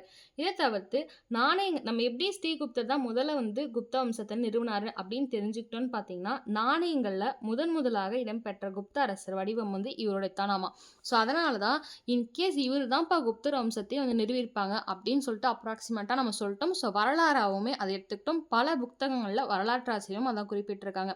ஸோ நமக்கு ஒரு கேள்வி வரும்ல, எப்படி மேம் இதுக்கு முன்னாடி யாராவது இருந்திருக்கலாம்னு சொல்லிட்டு. அதனால தான் இவங்க வந்து இத மென்ஷன் பண்ணியிருக்காங்க. இல்லம்மா நீங்க இப்படி கேட்பீங்கன்னு எனக்கு தெரியும். அதனால தான் நான் வந்து நாணயங்கள்ல முதலா குப்தருடைய அரசுகள்ல இவர் தான் ஃபர்ஸ்ட்டு வந்து இது பண்ணியிருக்காங்க அப்படின்னு சொல்லிட்டு C14 வச்சு கண்டுபிடிச்சு இவங்க தான் ஃபர்ஸ்ட்டு அப்படின்னு சொல்லியிருக்காங்க. அப்ப ஸ்ரீகுப்தர் முதல்ல இருக்காங்க. ஓகேங்களா? ஸோ இதுக்கப்புறம் என்ன அப்படின்னு பார்த்தீங்கன்னா, இதுக்கப்புறம் அவர் மகன் வராரு. அவர் பேர் என்ன அப்படின்னு பார்த்தீங்கன்னா வந்துட்டு இங்க எல்லாத்துக்குமே தெரிஞ்சிருக்கும். கடோத்கஜர் அப்படின்னு சொல்லுவாங்க. ஓகேங்களா? இவருக்கு பின்னாடி அதாவது ஃபவுண்டர் ஆஃப் குப்தா டைனஸ்டி குப்தருடைய வம்சத்தை நிறுவிய ஸ்ரீகுப்தருக்கு அப்புறம் அவருடைய மகனான கடோத்கஜர் வராரு. கடோத்கஜருக்கும் ஸ்ரீகுப்தருக்கும் ஒரு பட்டப்பேர் இருந்துச்சாம். மகனுக்கும் அப்பாவுக்கும் ஒரு பட்டப்பேர் இருந்துச்சு. ஓகேங்களா? இந்த இடத்துல எல்லாமே விக்ரமும் த்ருவ் விக்ரமும் நினச்சிக்கோங்க. ஓகேங்களா? ஸோ ஈஸியா உங்களுக்கு அவங்க 2 பேருக்குமே என்ன ஒரு பேர் இருந்துச்சா மகாராஜா தி ராஜா. ஓகேங்களா? ஃபார் எக்ஸாம்பிள் மகாராஜா எக்ஸாக்ட்டா சொல்லணும்னா மகாராஜா அப்படின்ற ஒரு பட்டப்பேர் இருந்துச்சாமா. ஓகேங்களா? யாருக்கும் உங்களுக்கு வந்து யாருக்கு ஸ்ரீகுப்தருக்கும் அவருடைய மகனான கடோத்கஜருக்கும் மகாராஜா அப்படின்ற பட்டப்பேர் இருந்தது. இந்த கேள்வியை டிஎன்பிசிலும் கேட்டிருக்காங்க. ஓகேங்களா? ஸோ நெக்ஸ்ட் பாருங்க. அதுக்கப்புறம் வந்து கடோத்கஜருடைய ஆட்சி காலம் எவ்வளோ நாள் இருந்துச்சு அப்படின்னு பார்த்தீங்கன்னா, ரொம்ப கொஞ்ச காலம் தான். 280கள்லேருந்து 319 வரைக்கும் வந்திருப்பாரு. அதுக்கப்புறம் யார் இருப்பாரு அப்படின்னு பார்த்தீங்கன்னா, உங்களுக்கே தெரிஞ்சிடும். ஓகே. ஓகே. உங்களுக்கு தெரியுதுன்னு நினைக்கிறேன். ஓகே. அதுக்கப்புறம் யார் இருப்பாங்கன்னு பார்த்தீங்கன்னா, நம்மளுடைய முதலாம் சந்திரகுப்தர் வந்துருவாரு. இவருடைய காலம் என்னவா இருக்கும் அப்படின்னு பார்த்தீங்கன்னா, காலம் ரொம்ப முக்கியம். சமுத்திரகுப்த டைனசிட்டி பொறுத்தவரைக்கும் 240கள்லேருந்து 280 வரைக்கும் ஸ்ரீகுப்தர்ன்னு உங்களுக்கு வரணும். அப்ப 280 தொடர்ந்து தாங்க இவங்க வருவாங்க. ஸோ உங்களுக்கு கன்ஃப்யூஷன் இருக்காது காலத்தில. அப்ப 280கள்லேருந்து 319 வரைக்கும் கடோத்கஜர், 319லேருந்து 335 வரைக்கும் முதலாம் சந்திரகுப்தர், 35லேருந்து 75 வரைக்கும் சமுத்திரகுப்தர். அந்த மாரி உங்களுக்கு லைனா இருக்கும். ஒரு இடம் கூட மிஸ் ஆகாது. அதுக்கப்புறம் பார்த்தீங்கன்னா வந்து உங்களுக்கு 2ஆம் சந்திரகுப்தர் வருவாங்க. ஸோ அந்த மாரி வந்து எல்லா லைன்ஸுமே வந்து நீங்க கரெக்ட்டா ஞாபகம் வச்சுக்கணும். அதுக்கப்புறம் 2ஆம் சமுத்திரகுப்தருக்கு அப்புறம் ஃபாகியன் அவர்கள் வருவாங்க. 375லேருந்து 415 வரைக்கும் 2ஆம் சந்திரகுப்தர். அப்புறம் அதுக்கப்புறம் வந்து ஃபாகியான் அவருடைய கோர்ட் போயட் சீன்ஸ்லாம் நடக்கும். அதுக்கப்புறம் குமாரகுப்தர் வருவாரு 455க்கு மேல. ஓகேங்களா? ஸோ இந்த மாரி எல்லா இயர்ஸுமே உங்களுக்கு கரெக்ட்டா ஞாபகம் இருக்கணும். சரி ஓகே. இப்ப முதலாம் சந்திரகுப்தர பத்தி படிக்க போறோம். ஸோ முதலாம் சந்திரகுப்தர் பொறுத்தவரைக்கும் என்ன அப்படின்னு பார்த்தீங்கன்னா வந்து, இவர் வந்து லிச்சாவி இளவரசர் இருக்காங்க பார்த்தீங்களா? இளவரசிய வந்து மணக்குறாரு. ஸோ அந்த லிச்சாவி இளவரசிய மணந்தது காரணமா, இவருடைய ஆட்சிகள் எப்படி இருந்ததுன்னா, பல பகுதிகள வந்துட்டு என்ன பண்றாரு அப்படின்னு பார்த்தீங்கன்னா வந்துட்டு பரவலா பிடிக்க ஆரம்பிக்கிறாரு. ஸோ கல்யாணம் பண்ணி சீதனம்னு சொல்லுவாங்க பார்த்தீங்களா? அந்த மாரி கல்யாணம் பண்ணி இளவரசிகள கல்யாணம் பண்ணி நெறைய இடங்கள் வந்து கவராரு. எப்படி வந்து நமக்கு அக்பர் வந்து மொகலாயரம் பேர்ல ரஜபுத்து பெண்கள வந்து கல்யாணம் பண்ணிப்பாரு. ஸோ வந்து அவங்களோட நல்லுறவு வச்சுப்பாரு. ஓகேங்களா? அந்த மாரி வந்துட்டு இங்க வந்து முதலாம் சந்திரகுப்தர் வந்து என்ன பண்றாருன்னா, லிச்சாவி இளவரசிய மணந்து அவருடைய ஆட்சியோடைய எல்லைய வந்து அதிகமாக்குறார். ஓகேங்களா? ஸோ இது மட்டும் இல்லாம என்ன அப்படின்னு பார்த்தீங்கன்னா, இவரு தான் ஒரு மிகப்பெரிய எழுச்சியும் உருவாக்குறாரு. குப்த வம்சத்தோட பேரரசு இவருடைய காலத்துல இருந்து தான் அதிகமாகவும் ஆரம்பிக்குது. நெறைய எல்லைகளையும் இவர் தான் ஸ்டார்ட் பண்றாரு. ஓகேங்களா? ஸோ இது மட்டும் இல்லாமல் சந்திரகுப்தர் என்ன பண்றாருன்னா வந்துட்டு, நெறைய வந்து வெள்ளி பட்ட சாரிங்க. சந்திரகுப்தர் என்ன பண்றாரு அப்படின்னு பார்த்தீங்கன்னா, நெறைய தங்க நாணயங்கள் எல்லாமே வந்து வெளியிடுறாரு. ஓகேங்களா? ஸோ சந்திரகுப்தர், குமாரதேவி இது போன்ற 2 பேருமே வந்துட்டு நெறைய தங்க நாணயங்கள் வெளியிடுறாங்க. ஸோ அதில என்ன பிக்சர்ஸ்ல வந்து என்ன இருக்கு அப்படின்னு பார்த்தீங்கன்னா வந்துட்டு, சந்திரகுப்தருடைய முகங்கள் பதிஞ்சு இருக்கு அப்படின்னு சொல்றாங்க. லிச்சாவி அப்படின்ற ஒரு வாசகமும் இருக்காம. ஏன் அப்படின்னு பார்த்தீங்கன்னா வந்து, இவங்க லிச்சாவி இளவரசிய கல்யாணம் பண்ணிக்கிட்டதுனால, இவருடைய வெளியிடுற காயின்ஸ் தங்க நாணயங்கள்ல லிச்சாவி அப்படின்ற ஒரு வாசகம் இருந்ததுன்னு சொல்லியிருக்காங்க. இத நீங்க நோட் பண்ணிக்கோங்க. இது மட்டும் இல்லாமல் மிகப்பெரிய வட இந்திய சிற்றரசர பரவலா கொன்று வெற்றி கொண்டு மிகப்பெரிய எல்லையே வந்து பெருசான எல்லைய வந்துட்டு கவர்ந்து முடிசூடுறதும் இவரா தான் இருக்காரு. ஓகேங்களா? அதுக்கு முன்னாடி ஸ்ரீகுப்தர் ஆகட்டும், கடோத்கஜர் ஆகட்டும் அவங்க இருந்தாங்க. ஆனா ஒரு பேரரசே வந்து எழுச்சி கொண்டு வந்தது யாரு அப்படின்ற கேள்விகள் வந்தா முதலாம் சந்திரகுப்தர் அவர்கள் தான். லிச்சாவி அதாவது லிச்சாவி இளவரசி வந்து மணக்குறாரு. அதுக்கப்புறம் பார்த்தீங்கன்னா, லிச்சாவி அப்படின்ற வாசகமும் அவருடைய தங்க நாணயத்துல இருக்கு அப்படின்னு சொல்றாங்க. ஓகேங்களா? ஸோ சந்திரகுப்தரும் குமாரதேவி 2 பேருமே என்ன பண்றாங்க, இவங்களுடைய உருவங்கள் பொறிக்கப்பட்ட தங்க நாணயங்கள் வருது. ஓகேவா? ஸோ அதுக்கப்புறம் பாருங்க, இந்த குமாரதேவி யாருன்னு உங்களுக்கு டவுட் வேணா, அந்த லிச்சாவி இளவரசியோட பேர் தான் குமாரதேவி. இவங்க 2 பேருடைய ஃபேஸ் வந்து பதிச்சு தான் வந்து தங்க நாணயங்கள் வருது. லிச்சாவின்ற வாசகமும் வருது. ஓகேங்களா? ஸோ இதுக்கப்புறம் என்னன்னு பார்க்கலாம். ஓகே. லிச்சாவி அப்படின்னா என்ன அப்படின்னு பார்த்தீங்கன்னா, ஒரு பழமையான கனசங்கங்கள் எல்லாமே சேர்ந்தது தான் லிச்சாவி அப்படின்னு சொல்லுவோம். ஓகேங்களா? அது மட்டும் இல்லாமல் அந்த ஆட்சி பகுதியில வந்து கங்கை நதிக்கும், நேபாள நாட்டிற்கும் இடைப்பட்டு இந்த ஆட்சி பகுதி இருந்ததாமா. எங்க? நேபாள நாட்டுக்கும், கங்கைக்கும் நதிக்கும் நடுப்பட்ட அந்த சங்கங்கள் இருக்குல்ல, அது சேர்ந்து தான் லிச்சாவி அப்படின்னு சொல்லுவாங்க. ஸோ இதுக்கப்புறம் யாரு அப்படின்னு பார்த்தீங்கன்னா வந்துட்டு, இன்னொரு பாயிண்ட் இருக்கு ஓகேங்களா? சந்திரகுப்தருடைய புதல்வன் தான் சமுத்திரகுப்தர் அப்படின்னு சொல்லுவாங்க. அததான் சமுத்திரகுப்தருடைய பிரியாகை, அதாவது இன்னைக்கு அலகாபாத்ன்னு சொல்லுவாங்க. அதான் பிரியாகை அப்படின்னு நம்ம வரலாற்று வந்து வார்த்தையா படிப்போம். ஓகேங்களா? இதை தவிர்த்து இவருடைய தூண்கள், கல்வெட்டுகள் பத்தி படிப்போம். ஓகேங்களா? இந்த பிரியாகை அப்படின்றது எங்க இருக்குன்னா, மதுரா இருக்கு பார்த்தீங்களா? மேற்கே மதுரா பக்கத்துல இருக்காமா. ஓகேங்களா? ஸோ நெக்ஸ்ட் அந்த அலகாபாத்ன்றது மதுராக்கு பக்கத்துல இருக்கு அப்படின்னு சொல்றாங்க. இது மட்டும் இல்லாம இவங்களுடைய இவர் வந்து ஆட்சி செய்ததுக்கு சந்திரகுப்தர் அப்படின்னு ஒருத்தர் இருந்திருக்காரு அப்படின்னு ஆட்சி செஞ்சதுக்கு வந்து எந்த வந்து கல்வெட்டோ வந்து அது மத்த இதுவுமே கிடைக்கல. அந்த ஒரு நாணயங்கள்ல இவர் பொறிச்சு அந்த படங்கள் இருந்திருக்கு அப்படின்னு சொல்றாங்க. ஸோ இதுக்கப்புறம் பார்த்தீங்கன்னா சமுத்திரகுப்தர். சமுத்திரகுப்தருடைய காலம் பார்த்தீங்கன்னா, சில புத்தகங்கள்ல 335லேருந்து 378ன்னு குடுத்திருப்பாங்க. ஆனா நம்ம ஸ்கூல் புக்ல இருக்கிறதுபடி போயிடலாம். 335லேருந்து 380 வரைக்கும். ஸோ இவர் யாரு அப்படின்னு பார்த்தீங்கன்னா வந்துட்டு சந்திரகுப்தர் வந்து பையன் தான் வந்து சமுத்திரகுப்தர். ஓகேங்களா? அவருடைய வாரிசா வந்து நியமிக்கிறாரு. அதுக்கப்புறம் என்ன அப்படின்னு பார்த்தீங்கன்னா, அசோகருடைய தூண் கல்வெட்டுல பொறிக்கப்பட்டு இவர் வந்து என்ன பண்றாரு, ஏன் அசோகருடைய தூண் கல்வெட்டு நான் இங்க இருக்கிறேன்னா வந்துட்டு, இவர் வந்து மௌரிய பரம்பரையிலேருந்து வந்தவங்க அப்படின்னு சொல்லிட்டு அசோகருடைய தூண் கல்வெட்டுல சொல்லியிருக்காங்களாம். யாரு? அசோகருடைய தூண் ஒண்ணுல பொறிக்கப்பட்டு, அதுல என்ன சொல்லியிருக்காங்கன்னா, நீண்ட புகழறை வந்து இருந்திருக்கு. அதுல வந்துட்டு இவர பத்தி இருந்திருக்கு அப்படின்னு சொல்றாங்க. இதை தவிர வேற என்ன அப்படின்னு பார்த்தீங்கன்னா, அலகாபாத் தூண் கல்வெட்டு ஓகேங்களா? ஸோ இந்த அலகாபாத் தூண் கல்வெட்டு அப்படின்றது வந்துட்டு என்னன்னா, பிரியாகை மெய்க்கீர்த்தின்னு சொல்லுவாங்க. அதான் அலகாபாத் தூண் கல்வெட்டு. பிரசிஸ்தி அரிசேனர் பத்தி நான் முன்னாடியே சொல்லியிருப்பேன். 33 வரிகள்ல வந்துட்டு நாகரி வடிவத்துல சமஸ்கிருதத்துல எழுதியிருப்பாரு. அவர் தான் கம்போஸும் பண்ணியிருப்பாரு அப்படின்னு சொல்லிட்டு. சமுத்திரகுப்தர பொறுத்தவரைக்கும் படையெடுப்புகள் வந்து எப்படி இருந்ததுன்னா, 3ஆ பிரிச்சிருப்பாராமா. ஓகேங்களா? ஸோ சமுத்திரகுப்தரோட படையெடுப்பு எப்படி இருந்தது? 3ஆ பிரிச்சிருப்பாரு. எப்படி பிரிச்சாரு அப்படின்னு பார்த்தீங்கன்னா, கங்கை சமவெளி இருக்கு பார்த்தீங்களா?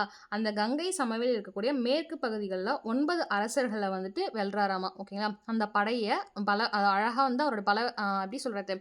பலத்த யூஸ் பண்ணி, அவங்களுடைய பலவீனம் யூஸ் பண்ணி வந்து வென்றுறாரு. ஸோ இது வந்து ஒரு டைப் ஆஃப் படை. ஓகேங்களா? ஸோ அது தவிர வேற என்ன அப்படின்னு பார்த்தீங்கன்னா, இவருடைய ராணுவம் வந்து எப்படி இருந்ததுன்னா, வெற்றிய மட்டுமே வந்து குவிச்சிட்டு இருந்தது அப்படின்னு சொல்றாங்க. அது மட்டும் இல்லாமல் அஸ்வமேத யாகத்தையும் சமுத்திரகுப்தர் அவர்கள் நடத்துறாரு அப்படின்னு சொல்றாங்க. ஓகேங்களா?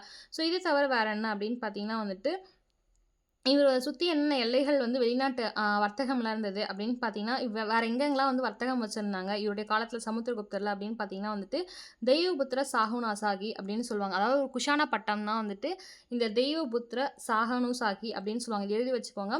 ஒரு குஷான பட்டம் அப்படின்றது தான் வந்து தெய்வபுத்திர சாதனுசாகின்னு சொல்லுவாங்க. ஓகேங்களா?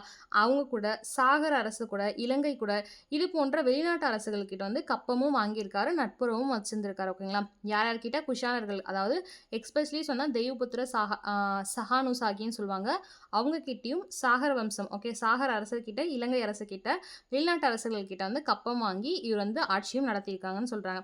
இதை தவிர வேற என்ன அப்படின்னு பார்த்தீங்கன்னா, மேற்கு இந்தியாவில் இருக்கக்கூடிய சாக அரசர்களை தோற்கடிக்க முடியவில்லை என்பதனால நேரடியா என்ன பண்றாங்கன்னா, கங்கை சமவெளி வரைக்குமே வந்துட்டு இவர் வந்துட்டு அந்த எல்லையை நீட்டிச்சிடறாராமா. ஏன்னா இவரால வந்து அதை ஜெயிக்க முடியல. அதனால எல்லையை நீட்டித்து அவங்கள உள்ள வந்துட்டு இவங்களுக்கு கப்பம் கட்ட வச்சிருக்காரு. ஓகேங்களா? ஸோ அது மட்டும் இல்லாமல் என்ன அப்படின்னு பார்த்தீங்கன்னா, பஞ்சாப் பகுதியில சமுத்திரகுப்தருடைய ஆதிக்கம் வந்து அதிகமா இருந்தது அப்படின்னு சொல்றாங்க. ஓகேங்களா? அவருடைய அதிகாரம் வந்து பயங்கரமா இருந்த பகுதினா பஞ்சாப் பகுதி தானாம். ஓகேங்களா? ஸோ இவருடைய காலத்துல வந்து ஈனர்களுடைய ஊடுருவல்கள் வந்து அப்பப்ப இருந்துட்டே இருந்துச்சாமா. ஃபுல்லா வரல. ஆனா ஈனர்கள் வந்து அப்பப்ப வந்து போயிட்டு இருந்தாங்க அப்படின்னு சொன்னாங்க. முக்கியமான ஒரு விஷயம் நெறைய கேள்விகள் எக்ஸாம்ல கேட்கப்பட்ட ஒரு கேள்வி என்னன்னா, இலங்கையில வந்து ஒரு அரசர் இருப்பாரு. அந்த அரசருடைய பேர் தான் வந்து அடிக்கடி கேட்பாங்க. அந்த அரசருடைய பேர் என்ன அப்படின்னு பார்த்தீங்கன்னா வந்துட்டு மேகவர்மன் அப்படின்னு சொல்லுவாங்க. மேகவர்மன் என்ன பண்றாருன்னா, நெறைய வந்து பரிசுகள் வந்து இவருக்கு அனுப்புறாரு. எங்க இருந்து அப்படின்னு பார்த்தீங்கன்னா வந்துட்டு, நெறைய பரிசுகள் அனுப்பி வந்து புத்த மடாலயம் வந்து ஸ்டார்ட் பண்ணுங்க அப்படின்னு சொல்றாங்க. ஓகேங்களா? எங்க அப்படின்னு பார்த்தீங்கன்னா வந்துட்டு, கயா இருக்கும் பார்த்தீங்களா? புத்த கயான்னு சொல்லுவோம். நம்ம பிரசென்ட்ல அது கயான்னு சொல்லுவோம். அந்த புத்த கயால வந்துட்டு அனுமதி குடுக்குறான். நான் வந்து நெறைய பிரைஸஸ்லாம் அனுப்பிச்சு, நீங்க வந்துட்டு அங்க ஒரு புத்த மடாலயம் கட்டுங்க அப்படின்னு சொல்லுங்க. வெயிட் பண்ணுங்க. Someone want to join. நான் ஜாயின் குடுத்துட்டு வந்துர்றேன்.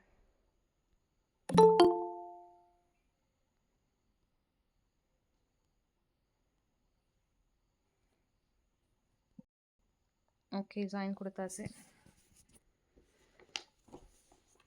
ஸோ ஓகே நம்ம கன்டின்யூ பண்ணலாம். ஸோ அது மட்டும் இல்லாமல் பிரசித்தி அப்படின்றது என்ன அப்படின்னு பார்த்தீங்கன்னா, ஒரு சமஸ்கிருத சொல் அப்படின்னு சொல்றாங்க. ஓகேங்களா? பிரசித்தினா என்ன அப்படின்னு பார்த்தீங்கன்னா, ஒரு சமஸ்கிருத சொல். அதோடைய பொருள் என்ன? பிரசித்திக்கு ஒரு பிரசித்தி அப்படின்றதுக்கான பொருள் என்ன அப்படின்னு பார்த்தீங்கன்னா, ஒரு புகழ்வாதகம். ஓகேங்களா? நான் முதல்லயே சொன்ன மாரி அலகாபாத் தூண் கல்வெட்ட அரிசேனர் எழுதுறாரு. அதுல சமுத்திரகுப்தருடைய என்ன எழுதுறாரு அப்படின்னு பார்த்தீங்கன்னா, அவருடைய ஆளுமைகள், அவருடைய சாதனைகள், அவருடைய புகழுரை இத தான் எழுதுறாங்க. அத தான் இவங்க வந்து இங்க மென்ஷன் பண்ணியிருக்காங்க. ஓகேங்களா? இது மட்டும் இல்லாமல் என்ன அப்படின்னு பார்த்தீங்கன்னா வந்து, ஒரு சாதனை பட்டியல்லாம் நம்ம தெரிஞ்சுக்கலாம் அப்படின்னு சொல்றாங்க. தூண் மூலியமா, அலகாபாத் தூண்கள் மூலியமா. ஓகே. இது வந்துட்டு இவங்க சமுத்திரகுப்தர் வரைக்கும் முடிச்சுட்டோம். ஸோ வந்து குப்த அரச வந்துட்டு எப்படி வந்துட்டு ஒருங்கிணைத்தார்கள் அப்படின்னு பார்ப்போம். ஓகேங்களா? ஸோ இது ஃபர்ஸ்ட்டே சொன்ன மாரி, இதுல வந்து 2, 3 இளவரசர்கள், அரசர்கள மென்ஷன் பண்ணியிருப்பாங்க சமுத்திரகுப்தருடைய டைம்ல. அவங்கள பத்தி மட்டும் தெரிஞ்சு வச்சுக்கோங்க. ஓகேங்களா? என்ன அப்படின்னு பார்த்தீங்கன்னா வந்துட்டு, ஃபர்ஸ்ட்டே சொன்ன மாரி தான் கவிராஜா அப்படின்ற பட்டம் வந்து ஒரு காயின்ஸ்ல வந்து வீணை வாசிக்கிறது போல இருந்துச்சு. அதனால ஒரு கவிராஜா அப்படின்ற ஒரு பட்டம் வந்துட்டு இவருக்கு கிடைச்சிருக்கு அப்படின்னு சொல்லினேன்.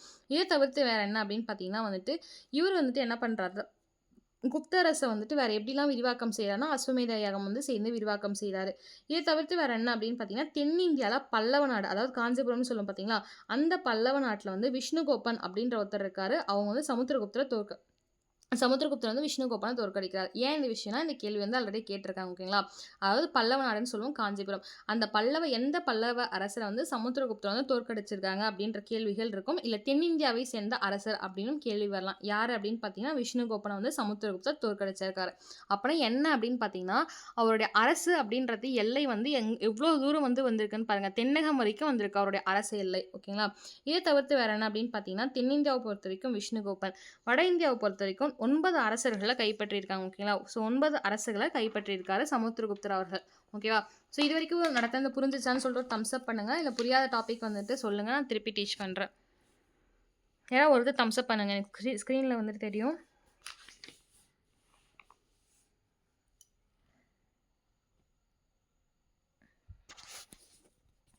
ஓகே, போயிடலாமா அப்ப நெக்ஸ்ட் டாபிக்கு?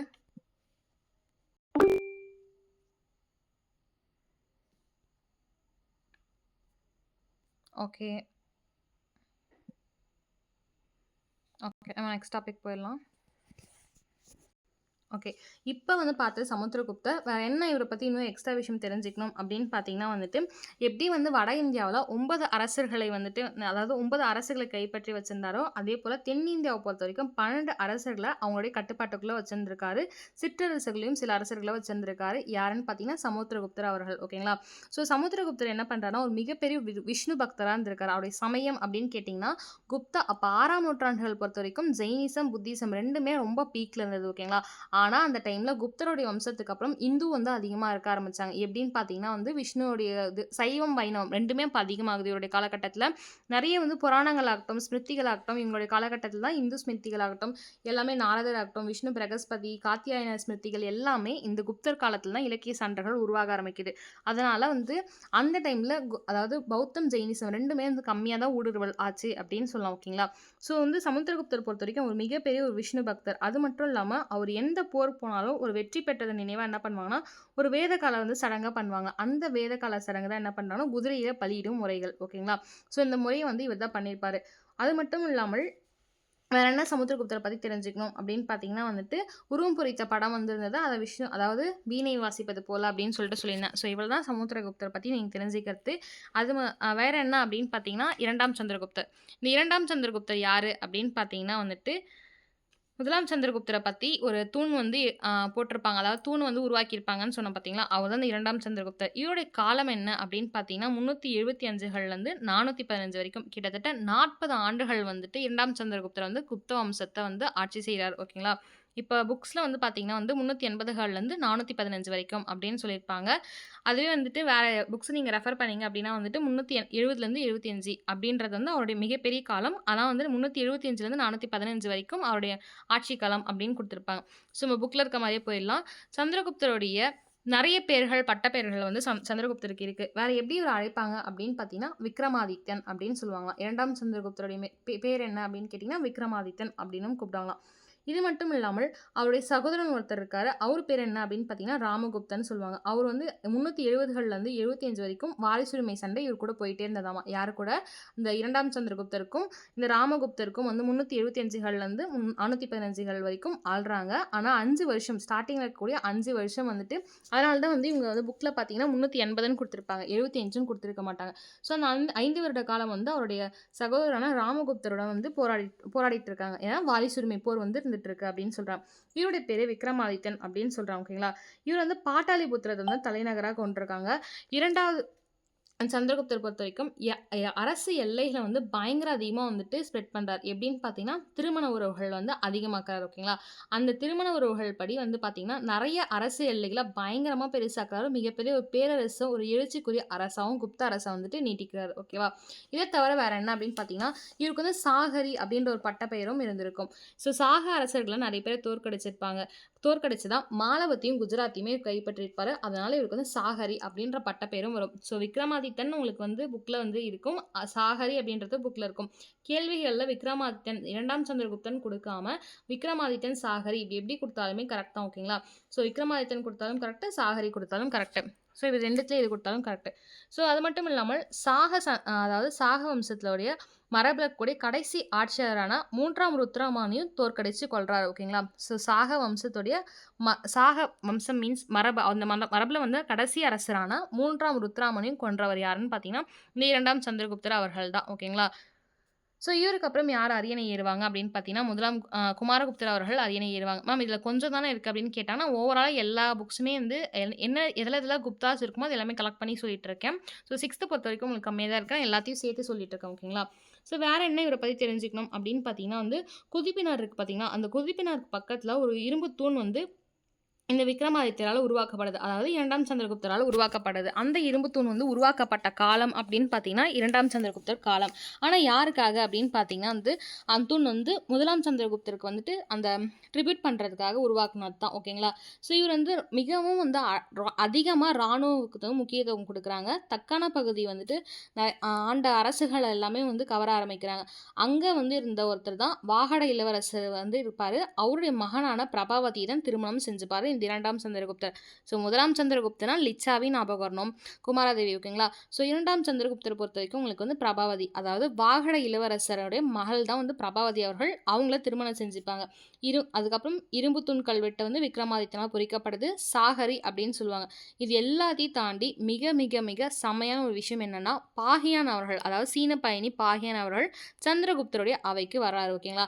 அங்க வந்து மக்களுடைய பயணங்கள் எப்படி இருக்கு? மக்களுடைய சமூக பொருளாதாரம் எப்படி இருக்கு? மதம் எப்படி இருக்கு? ஒழுக்க நினைவுகள் எப்படி இருக்கு? அதோடைய நிலைகள் எப்படி இருக்கு? அப்படின்ற எல்லா விஷயத்தையும் அவருடைய நூல்ல எழுதுறாரு. இதுக்காக தான் அவர் வந்து ஒரு பௌத்த துறவியா வந்து இங்க இந்தியாவுக்கும் வேலை செஞ்சிருப்பாரு. ஓகேங்களா? அது மட்டும் இல்லாமல் பாகியான் வந்து என்ன சொல்றாங்கன்னா, அதாவது மகத மக்கள் வந்து ரொம்ப மகிழ்ச்சியோட இருக்காங்க, செழிப்போட இருக்காங்க. குப்த மக்கள் வந்து ரொம்ப மகிழ்ச்சியோட இருக்காங்க அப்படின்ற விஷயத்த எழுதியிருக்காரு. வேற என்ன விஷயம் எழுதியிருக்காரு அப்படின்னு பார்த்தீங்கன்னா, கடுமையான தண்டனைகள் வந்து குப்தருடைய காலத்துல இருந்திருக்கு அப்படின்ற விஷயமும் ஃபாஹியான் அவர்கள் தான் சொல்லியிருப்பாங்க. இது வந்து கேள்விகளிலும் கேட்கலாம். என்னன்னா, ஃபாஹியான் அவர்கள் அந்த பேர் கொடுக்காம இந்த குப்தருடைய அரசுல வந்து மிகப்பெரிய தண்டனைகள், மரண தண்டனை பத்தி வந்துட்டு சொல்லியிருக்காரு. என்ன சொல்லியிருப்பார்னா, ரொம்ப கடுமையான தண்டனைகள் குப்தருடைய ஆட்சி காலத்துல இருந்தது. ஆனா மரண தண்டனைலாம் இல்ல அப்படின்றத வந்து ஃபாஹியான் அவர்கள் தான் ஊத்தியிருப்பார். ஓகேங்களா? அவருடைய புத்தகத்துல இருந்து நமக்கு தெரிஞ்சிருக்கும் இந்த மாதிரி விஷயம் இருக்கு அப்படின்னு சொல்லிட்டு.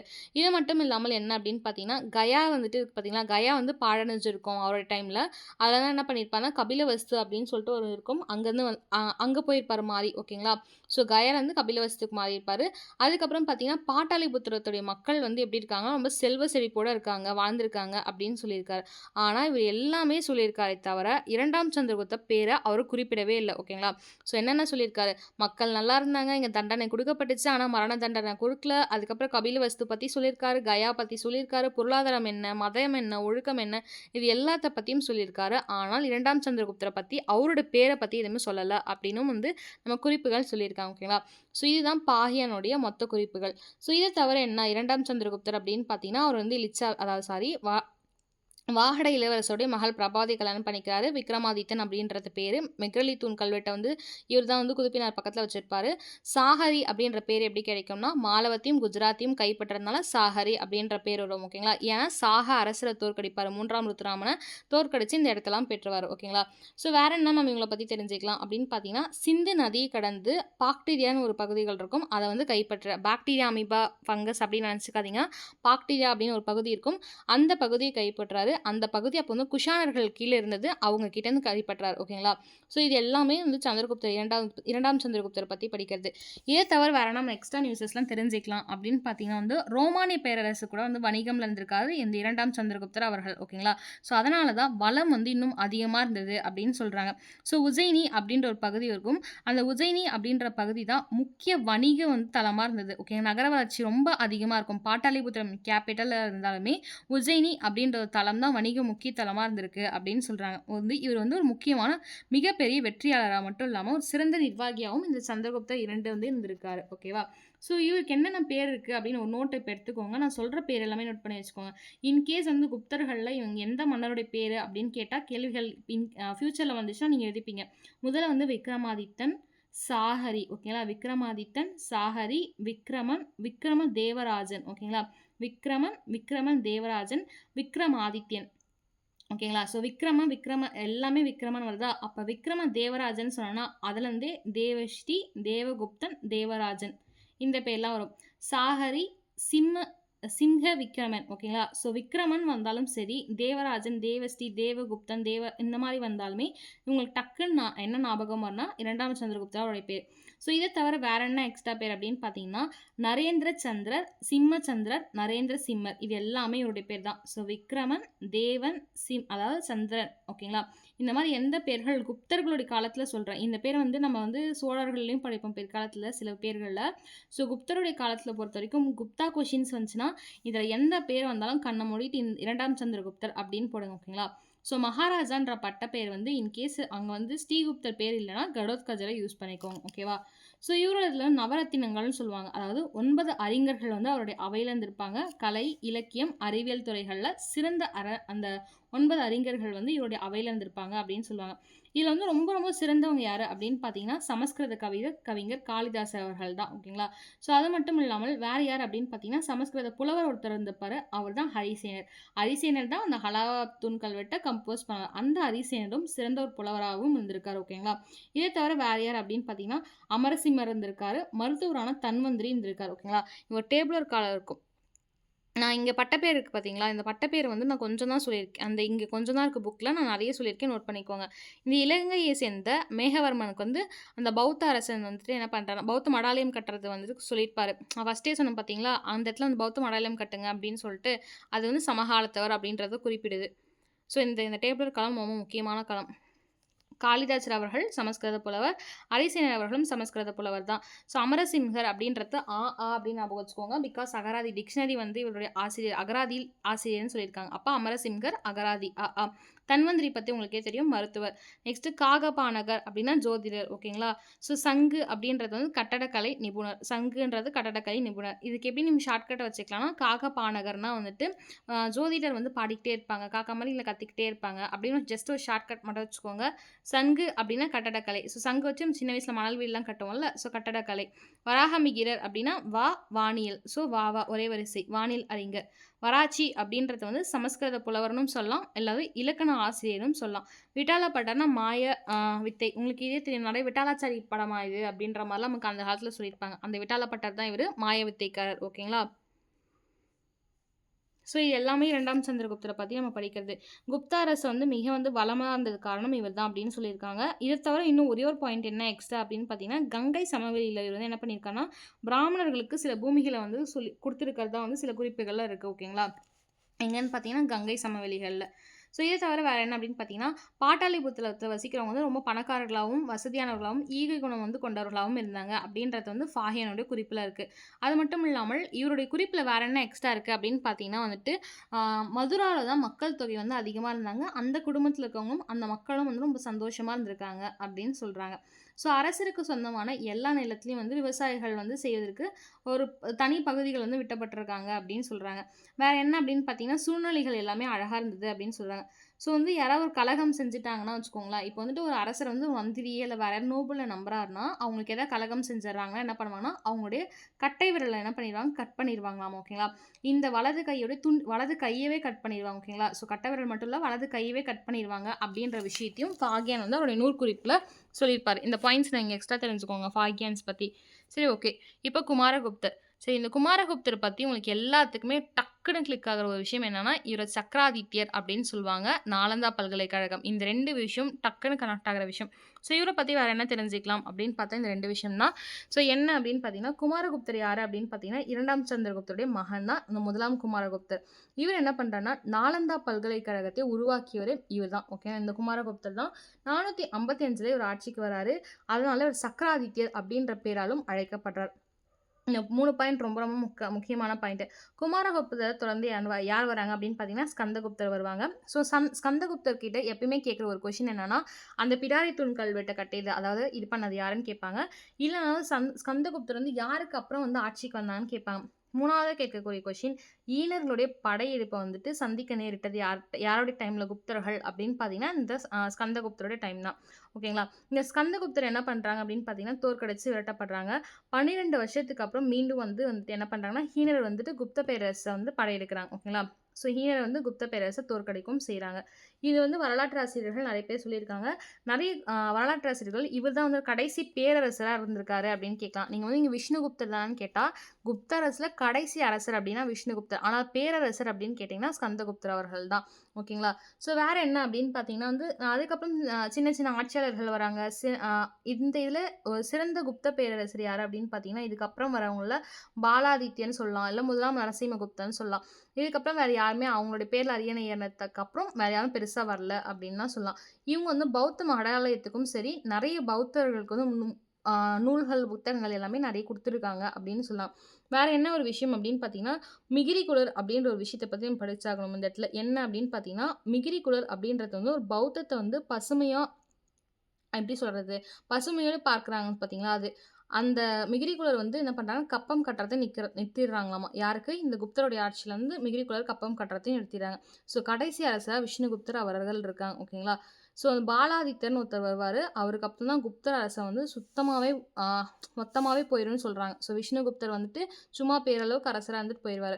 அவருடைய காலம் பொறுத்தவரைக்கும் 540கள்லேருந்து 550 வரைக்கும் அவருடைய காலமா இருக்கும். ஓகேங்களா? யாருடைய காலம் அப்படின்னு பார்த்தீங்கன்னா, குமாரகுப்தருக்கு அப்புறம் வந்த இந்த விஷ்ணுகுப்தருடைய காலம் எல்லாமே. ஸோ குப்தருடைய ஆட்சின்னு பொறுத்தவரைக்கும் இவ்வளோதான். மொத்தமாவே உங்களுக்கு பார்த்தீங்கன்னா வந்துட்டு ஒரு 5, 6 பேர பத்தி தான் படிப்பீங்க. இதுல எக்ஸ்ட்ரா இந்த பாலாதித்யர் 1ஆம் நரசிம்மகுப்தர் பெருசா கேட்க மாட்டாங்க. சும்மா ஜஸ்ட் படிச்சு வச்சுக்கோங்க. ஃபாகியன் பத்தி இதுல கம்மியா குடுத்துருக்காங்க. நான் கொஞ்சம் எக்ஸ்ட்ரா பாயிண்ட் சொல்லியிருக்கேன். அத நோட் பண்ணிக்கோங்க. வேற என்ன அப்படின்னு பார்த்தீங்கன்னா வந்துட்டு குப்தரோட பத்தி பார்த்தீங்கன்னா, நாலந்தா பல்கலைக்கழகம் பத்தி பார்க்கணும். என்ன அப்படின்னு பார்த்தீங்கன்னா, நாலந்தாம் பல்கலைக்கழகம் இருக்கு பார்த்தீங்களா, அது வந்து 5ஆவதுலருந்து 6ஆம் நூற்றாண்டுல வந்துட்டு குப்த பேரரசருடைய ஆதரவுல வந்து எழுந்தது தான் இந்த நாலந்தா பல்கலைக்கழகம். நெறைய பௌத்த மடாலயங்கள்ல இருந்தும், நெறைய சீன பயணிகள் எல்லாமே நெறைய மற்ற மற்ற நாடுகள்ல இருந்தும் வந்து குப்தருடைய அந்த நாலந்தா பல்கலைக்கழகத்துல படிக்கிறாங்க. ஓகேங்களா? ஸோ இது மட்டும் இல்லாமல் என்ன அப்படின்னு பார்த்தீங்கன்னா, கன்னௌஜியை சேர்ந்த பேரரசர் அஷர் இருக்கார் பார்த்தீங்களா, அவருமே வந்து சிறப்பு ஒரு உரையாற்றவும், சிறப்பா ஒரு விருந்தினராவும் இந்த நாலந்தா பல்கலைக்கழகத்துக்கு வராராமா. இந்த 5ஆம் நூற்றாண்டு கிட்டத்தட்ட 1200 புகழ்பெற்ற கல்வி சாலை வந்து இருந்திருக்குன்னு சொல்றாங்க. ஓகேங்களா? இது மட்டும் இல்லாமல் இந்த யுனெஸ்கோவால பாதுகாக்கப்பட்ட ஒரு உலக தொன்மை சின்னமாவும் இந்த நாலந்தா பல்கலைக்கழகம் இருக்கு அப்படின்னு சொல்றாங்க. ஸோ தக்ஷசீலம், நாலந்தா, விக்ரமசீலா போன்ற பெரிய நிறுவனங்கள் எல்லாமே அந்த காலகட்டத்தில இருந்திருக்கு அப்படின்னு சொல்றாங்க. வேற என்ன அப்படின்னு பார்த்தீங்கன்னா, நாலந்தாவ பொறுத்தவரைக்கும் நெறைய பௌத்துவ தத்துவ நூல்கள் இருந்ததாமா. அது அழகா அப்படியே படம் பிடிச்சு காமிப்போம்னு சொல்லுவோம் பார்த்தீங்களா? விஷுவல் ட்ரீட்டுன்ட்டு. அந்த மாரி அழகா அவ்ளோ புத்தகங்கள் இருந்தது அப்படின்னு சொல்றாங்க. வேற என்னென்ன இருந்ததுன்னா, யோகா பத்தி, வேதம் பத்தி, இலக்கியம் பத்தி, மருத்துவம் பத்தி எல்லா வகையான நூல்களுமே இந்த பௌத்த அதாவது இந்த நாலந்தால இருந்திருக்குன்னு சொல்றாங்க. இங்க யுவான்ஷாங் அவர்களுமே வருகை புரிஞ்சிருக்காரு. பௌத்த துறவி உங்களுக்கே தெரியும். அக்ஷருடைய காலத்துல வந்த யுவான்ஷாங் தான் அவருமே வருகை புரிஞ்சிருக்காருன்னு சொல்றாங்க. இது மட்டும் இல்லாம 8 அதாவது பாடசாலைகள் வந்து இருந்திருக்காம். அது 3 பிரிவுகளா பிரிச்சிருக்காங்களாம். எத்தன பாடசாலை? 8 பாடசாலைய 3 பிரிவுகளா பிரிச்சிருக்காங்கன்னு சொல்றாங்க. 1200 அதாவது பொது ஆண்டுக்கு முன்பு 1200கள்லேருந்து நெறைய நாலந்தா பல்கலைக்கழகத்தில நெறைய பேர் தலைமை தாங்கியிருக்காங்க. ஆனா, அந்த 1200ல தான் பக்தியார் கில்ஜி அப்படின்னு ஒருத்தர் வருவாரு. அந்த மம்லூக் அப்படின்னு சொல்லுவாங்க. ஓகேங்களா? அந்த வம்சத்தை சார்ந்த ஒருத்தர் பக்தியார் கில்ஜி வந்து என்ன பண்ணுவாருன்னா, மொத்த நாலந்தா பல்கலையும் பாதி வந்து இடிச்சிட்டு போயிருவாரு. ஓகேங்களா? அதாவது டெமாலிஷ் பண்ணிருவாரு. இத வந்து 1915கள்ல அகழ்வாய்வு பண்ண ஆரம்பிக்கிறாங்க. இது எவ்வளோ அப்படின்னு பார்த்தீங்கன்னா, கிட்டத்தட்ட 12 ஹெக்டார் பரப்பளவுல இருக்கு. அதாவது 30 ஏக்கர்ன்னு சொல்லுவோம் பார்த்தீங்களா? அந்த 30 ஏக்கர் பரப்பளவுல 11 மடாலயங்களும், 6 செங்கல் கோயிலும் கண்டுபிடிச்சிருக்காங்க. எப்பன்னா 1915கள்ல இது வந்து 30 ஏக்கர். அதாவது 12 ஹெக்டேர் இருக்கு. இதுல வந்து 11 மகா அ ம மடாலயங்கள் இருந்திருக்கு. அதுல வந்து 6 செங்கல் கோயில் இருக்கு இருக்கு அப்படின்னு சொல்லிட்டு இந்த 1915கள்ல அகழ்வாய்வுல கண்டுபிடிச்சிருக்காங்க. ஓகேங்களா? ஸோ வேற என்ன அப்படின்னு பார்த்தீங்கன்னா, இதுல வந்து சில இது பக்தி மூமெண்ட்ஸ் எல்லாமே வரும். யாருன்னா இந்த ராமானுஜர் இவங்கலாம் இருக்காங்க பார்த்தீங்களா? மதம் இது எல்லாமே வரும். இது நாளைக்கு கிளாஸ்ல பார்க்கலாம். குப்தாவுடைய கன்டினியூட்டி. ஏன் அப்படின்னு பார்த்தீங்கன்னா, குப்தருடைய கன்டினியூட்டி முடிச்சுட்டு நம்ம டெல்லி சுல்தானியம் போவோம். டெல்லி சுல்தானியம் முடிச்சுட்டு முகலாயர்கள், அப்புறம் பார்த்தீங்கன்னா உங்களுக்கு பாமனி இது எல்லாமே வரும். ஓகேங்களா? ஸோ இன்னும் ஒரு 10 மினிட்ஸ் மட்டும் கிளாஸ் முடிச்சிடலாம். என்னன்னா ஹீனர்கள் பத்தியும், அதுக்கப்புறம் பார்த்தீங்கன்னா, நிர்வாக முறை இவங்கள பத்தி நிர்வாக முறைலாம் அத பத்திக்கலாம். ஹீனர்கள் பத்தி மட்டும் பார்க்கலாம். இந்த ஹீனர்கள் அப்படின்றவங்க யாருன்னா, நாடோடி பழங்குடியினர் அப்படின்னு சொல்லுவாங்க. ஓகேங்களா? ஆங்கிலத்தில ஹன்ஸ் இன்வேஷன் அப்படின்ற ஒரு டாபிக் படிப்பீங்க. இந்த ஹீனர்கள் பொறுத்தவரைக்கும் யாருன்னு கேள்விகள் வந்துச்சுன்னா, நாடோடி பழங்குடியினர். இ இந்த ஹீனர்கள் வந்து ரொம்ப வந்துட்டு ஒரு எப்படி இருந்தாங்க அப்படின்னு பார்த்தீங்கன்னா, எல்லாத்துக்குமே தொந்தரவு குடுக்கக்கூடிய ஆளா இருந்தாங்க. இங்க மட்டும் இல்ல, நெறைய பேரரசர்களுக்கும் தொந்தரவு குடுக்கக்கூடிய ஆளா இருந்தாங்களாம். ஓகேங்களா?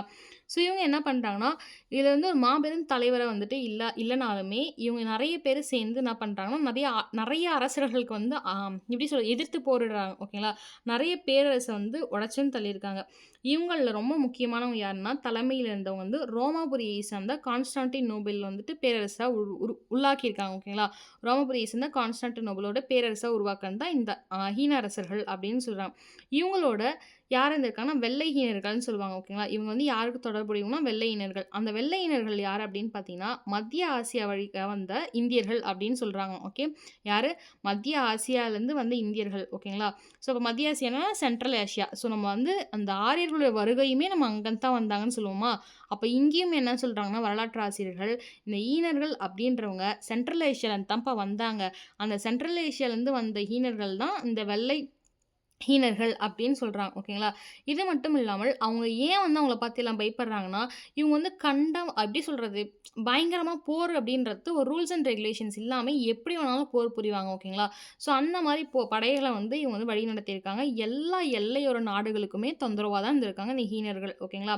ஸோ முக்கியமா வந்து எந்த குப்தர அரசர் வந்து ஆட்சி இருக்கும்போது இந்த ஹீனர்கள் வந்து தொந்தரவா இருந்தாங்க அப்படின்னு பார்த்தீங்கன்னா, ஸ்கந்தகுப்தருடைய ஆட்சியில் தான். ஸோ அவரும் வந்து தோற்கடிச்சு என்ன பண்ணுவாங்க அப்படின்னு பார்த்தீங்கன்னா, தோரமானர் அப்படின்னு சொல்லுவாங்க. அவர் தான் தலைவரா வந்து இருந்திருப்பாரு ஹீனர்களுக்கு அப்ப. அவர் என்ன பண்ணுவாருன்னா, அந்த அரச தோற்கடிச்சு முடிசூழியும் கொள்வாரு. அதுக்கப்புறம் அவருக்கு அப்புறம் வந்தது தான் அவருடைய மகனான மிகிரிகுலர். ஓகேங்களா? நான் ஃபர்ஸ்ட்டே சொல்லியிருப்பேன். இந்த மிகிரிகுலர் யாருன்னா வந்து இந்த தோரமானர் அதாவது ஸ்கந்தகுப்தருடைய காலத்துல ஈனருடைய தலைவரா இருந்த மகன். அவருடைய பையன் தான் மிகிரிகுலர். அவருடைய பையன் தான் மிகிரிகுலர். ஓகேங்களா? தோரமானருடைய பையன். ஸோ முடிவுல என்ன ஆகுது அப்படின்னு பார்த்தீங்கன்னா, மத்திய இந்தியா அதாவது மாலவம்னு சொல்லுவோம் பார்த்தீங்களா? அங்க ஆட்சி செய்ற யசோதர்மன் அப்படின்னு ஒருத்தர் இருப்பாரு. அவரையும் தோற்கடிச்சு அவருடைய ஆட்சிக்கும் முடிவு கட்டுறாங்க அந்த ஹீனர்கள். யாரு? ஸ்கந்தகுப்தரையும் தோற்கடிக்கிறாங்க. நெறைய ஆட்சிக்கும் தொந்தரவா இருக்காங்க. இத தவிர்த்து யசோதர்மன் சொல்லுவாங்க. அந்த யசோதர்மனுக்கும் வந்து மாலவத்தை ஆள்ற யசோதர்மனுக்கும் தொந்தரவா இருந்து அவருடைய ஆட்சியும் முடிச்சிருக்காங்க அப்படின்னு சொல்றாங்க. வேற எங்கெங்க ஹீனர்கள் வந்துட்டு இருந்திருக்காங்க அப்படின்னு பார்த்தீங்கன்னா வந்து நெறைய இடங்கள்ல இருந்திருக்காங்க. பாட்டாலிபுத்திரம், உஜ்ஜயினி இந்த மாரி இடங்கள்ல இருந்திருக்காங்க. அதேபோல அவங்களுக்கு வணிக தலமா இருந்தது, வணிக நகரங்களாகவும் இருந்தது. பாட்டாலிபுத்திரம், உஜ்ஜயினி, வாரணாசி, மதுரா போன்ற பகுதிகள் அப்படின்னு சொல்லியிருக்காங்க. சரி, ஓகே.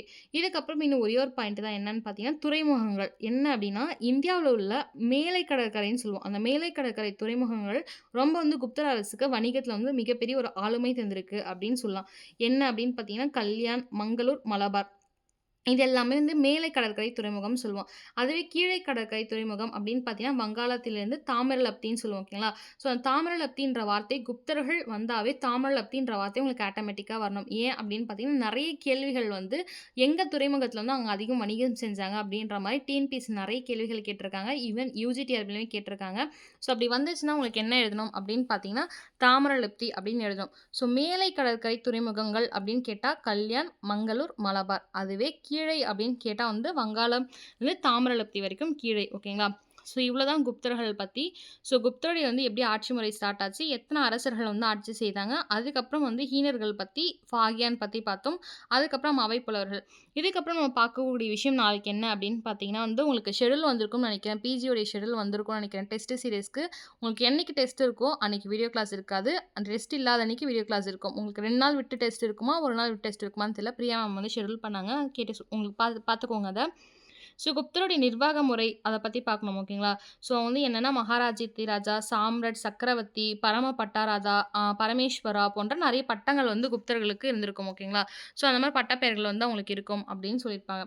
இதுக்கப்புறம் என்ன அப்படின்னு பார்த்தீங்கன்னா, பரம தைவதா அப்படின்னா என்னன்னா, கடவுளுடைய பரம பக்தன் அப்படின்றது தான் பரம பை ஆ தைவதா அப்படின்னு சொல்லுவாங்க. பரமனா பகவத்கீதையிலேருந்து வாசுதேவ கிருஷ்ணர் குறிப்பிட்டிருப்பாங்க. ஸோ, அதனால தான் பரம பக்தர்கள் அப்படின்ற வார்த்தைகளே வந்து வந்திருக்கும் அப்படின்னு சொல்றாங்க. அத அடைமொழியா கொண்டு அந்த வார்த்தைகள் வந்திருக்கும்னு சொல்லுவாங்க. அதேபோல குப்தருடைய வம்சம் பொறுத்தவரைக்கும் புருஷா அப்படின்ற ஒரு வார்த்தைய நெறைய யூஸ் பண்ணியிருப்பாங்க. என்ன அப்படின்னு பார்த்தீங்கன்னா வந்துட்டு, புருஷர் அப்படின்னா வந்துட்டு அனைவருக்கும் மேலானவர் அப்படின்ற ஒரு வார்த்தையாமா.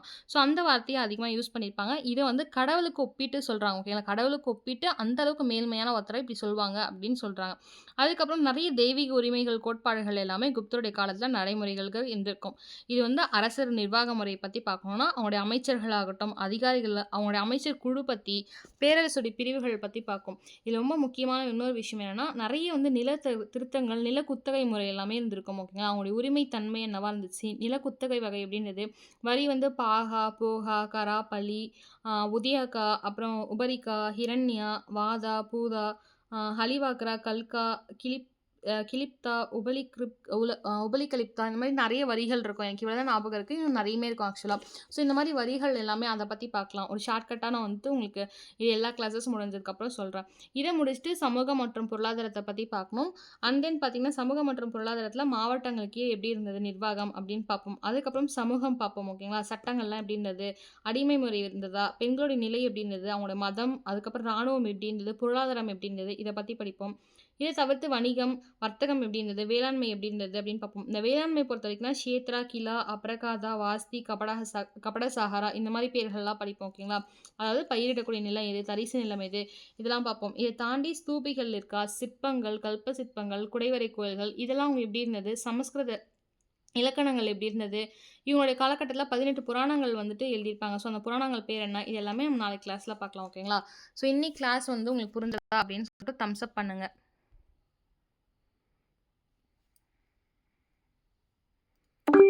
Okay, okay, okay. Good, good. Monisha ma'am. Okay, okay, okay.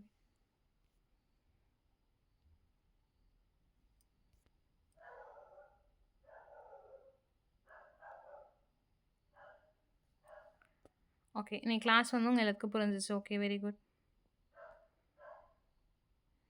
Okay. இது வந்து ஒரு கொஷின் செக்ஷன் மட்டும் உங்களுக்கு ஆக்சுவலா வந்து 55 மினிட்ஸ் மேல ஆயிருச்சு. ஸோ கொஷின் செக்ஷன் மட்டும் இப்போ அங்க வந்து ஸ்க்ரீன் ரெக்கார்ட் ஆன்ல தான் இருக்கு. கொஷின் செக்ஷன் மட்டும் சொல்றேன். நீங்க ஆன்சர் பண்ணிட்டு நம்ம கிளாஸ வந்து எண்ட் பண்ணிக்கலாம். ஓகேங்களா? நான் எக்ஸ்ட்ரான்னு சொல்ற பாயிண்ட்ஸ் எல்லாமே தயவுசெய்து நோட் பண்ணி வச்சுக்கோங்க. ஏன்னா அந்த அது வந்து புக்ஸ்ல இல்ல அந்த பாயிண்ட்ஸ் எல்லாமே. அதனால தான் நான் எக்ஸ்ட்ரா பாயிண்ட்ஸ் அப்படின்னு நான் சொல்றேன். புக்ஸ்ல இல்லாத பாயிண்ட்ஸ் படிக்காம விட்டுறக்கூடாது. ஹிஸ்ட்ரி பொறுத்தவரைக்கும் எல்லாமே படிக்கணும். ஸோ உங்களுடைய முதல் கேள்வி மகாராஜா அப்படின்னு சொல்லிட்டு பட்டம் குடுத்துருப்பாங்க. அது வந்து எந்த குப்த மன்னர்களுக்கு மகாராஜா அப்படின்ற பட்டம் இருந்துச்சு?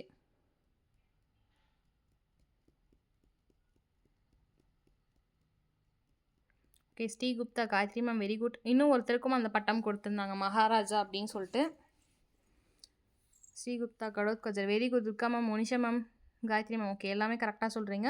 ஸ்ரீகுப்தருக்கும் கடோத்கஜருக்கும் அவருடைய மகனான கடோத்கஜருக்கும் தான் என்ன பேர் கொடுத்துருப்பாங்க அப்படின்னு பார்த்தீங்கன்னா வந்துட்டு மகாராஜா அப்படின்ற பேர் கொடுத்துருப்பாங்க.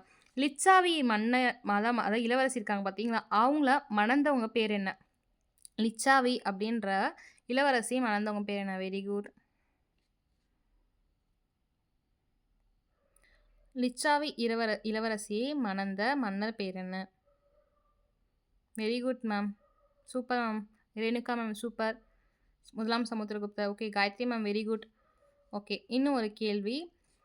ஆ இன்னும் 5 கேள்வி மட்டும் போயிடலாம் ஓகேங்களா? சக்ராதித்யா என்று அழைக்கப்பட்டவர் யார்?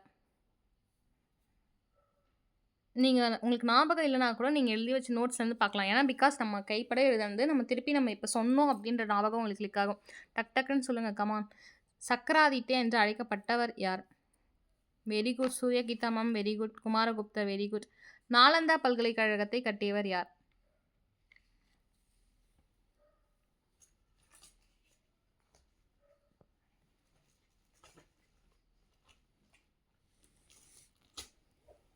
வெரி குட் குமாரகுப்தர், குமாரகுப்தர். Okay, okay, okay, okay. Okay correct. இந்த விக்ரமாதித்யனுடைய அவையில சூப்பர் ரேணுகா மேம். விக்ரமாதித்யனுடைய அவையில வந்து நவரத்தினங்கள் அப்படின்னு சொல்லியிருந்தேன். இதுல வந்து கட்டடக்கலை நிபுணர் இருப்பார் பார்த்தீங்களா? அவருடைய பேர் என்ன? ஸோ இப்ப காளிதாசன்னா சமஸ்கிருத புலவர். அப்ப ஹரிசனன்னா சமஸ்கிருத புலவர். Very good Durga ma'am. So ரொம்ப ஸ்பீடா சொல்லிட்டீங்க. கரெக்ட் தான். சங்கு. ஓகே. உங்களுக்கு அட்லீஸ்ட் நான் சொன்ன ஷார்ட்கட்டாச்சும் ஞாபகம் வந்துச்சா யாருக்காச்சும்? இல்ல நீங்களா சொன்னீங்களா? இல்ல ஷார்ட்கட் வச்சு சொன்னீங்களா?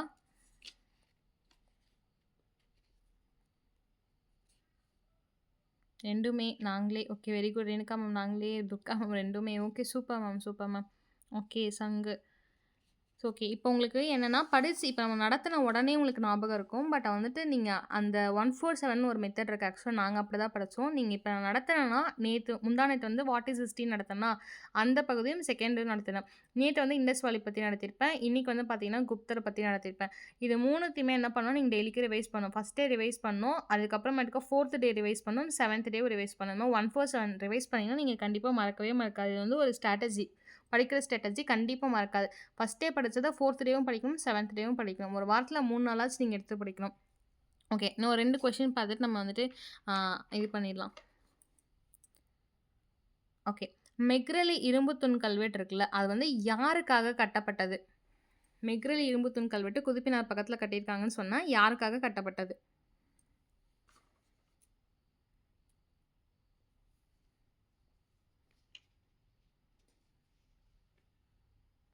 Very good ma'am. Durga ma'am, Chandragupta 1க்காக கட்டப்பட்டது. Very good. Monisha ma'am, Gayathri ma'am very good. Okay fine. Next பாருங்க இன்னும் ஒரு கொஸ்டின். ஆ இந்த கொஸ்டினுக்கு நீங்க ஆன்சர் பண்ணீங்கன்னா, செம்ம ஷார்ப்பா கவனிச்சிருக்கீங்க அப்படின்னு ஓகே. நரேந்திர சிம்மர் என்று அழைக்கப்பட்ட குப்த மன்னர் பேர் என்ன?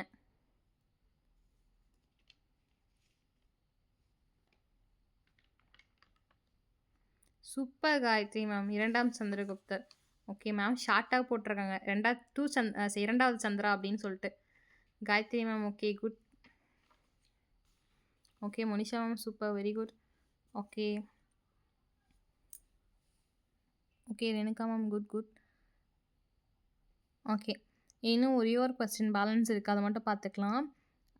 இந்த கொஸ்டின் நீங்க எந்த அளவுக்கு நீங்க தெரிஞ்சு வச்சிருக்கீங்கன்னு பார்க்கலாம். ஸோ நான் வந்துட்டு ஒரு கடற்கரை பத்தி சொல்லியிருந்தேன் பார்த்தீங்களா? அந்த கடற்கரை வந்து மேலை கடற்கரை அப்படின்னும்போது துறைமுகம் பொறுத்தவரைக்கும் கல்யாண், மங்களூர், மலபார்ன்னு சொல்லியிருந்தேன். அதுவே கீழை கடற்கரை பொறுத்தவரைக்கும் வங்காளத்துலருந்து இதுவரைக்கும் இந்த பேர ஞாபகம் வச்சுக்கோங்கன்னு சொல்லியிருந்தேன். என்ன பேரு? வங்காளத்திலிருந்து டேஷ் வரை. அந்த வணிகம் வந்து ரொம்ப அதிகமா இருந்தது. உதவி இருந்து வணிகத்துக்கு வந்து அதிகமா உதவுனது.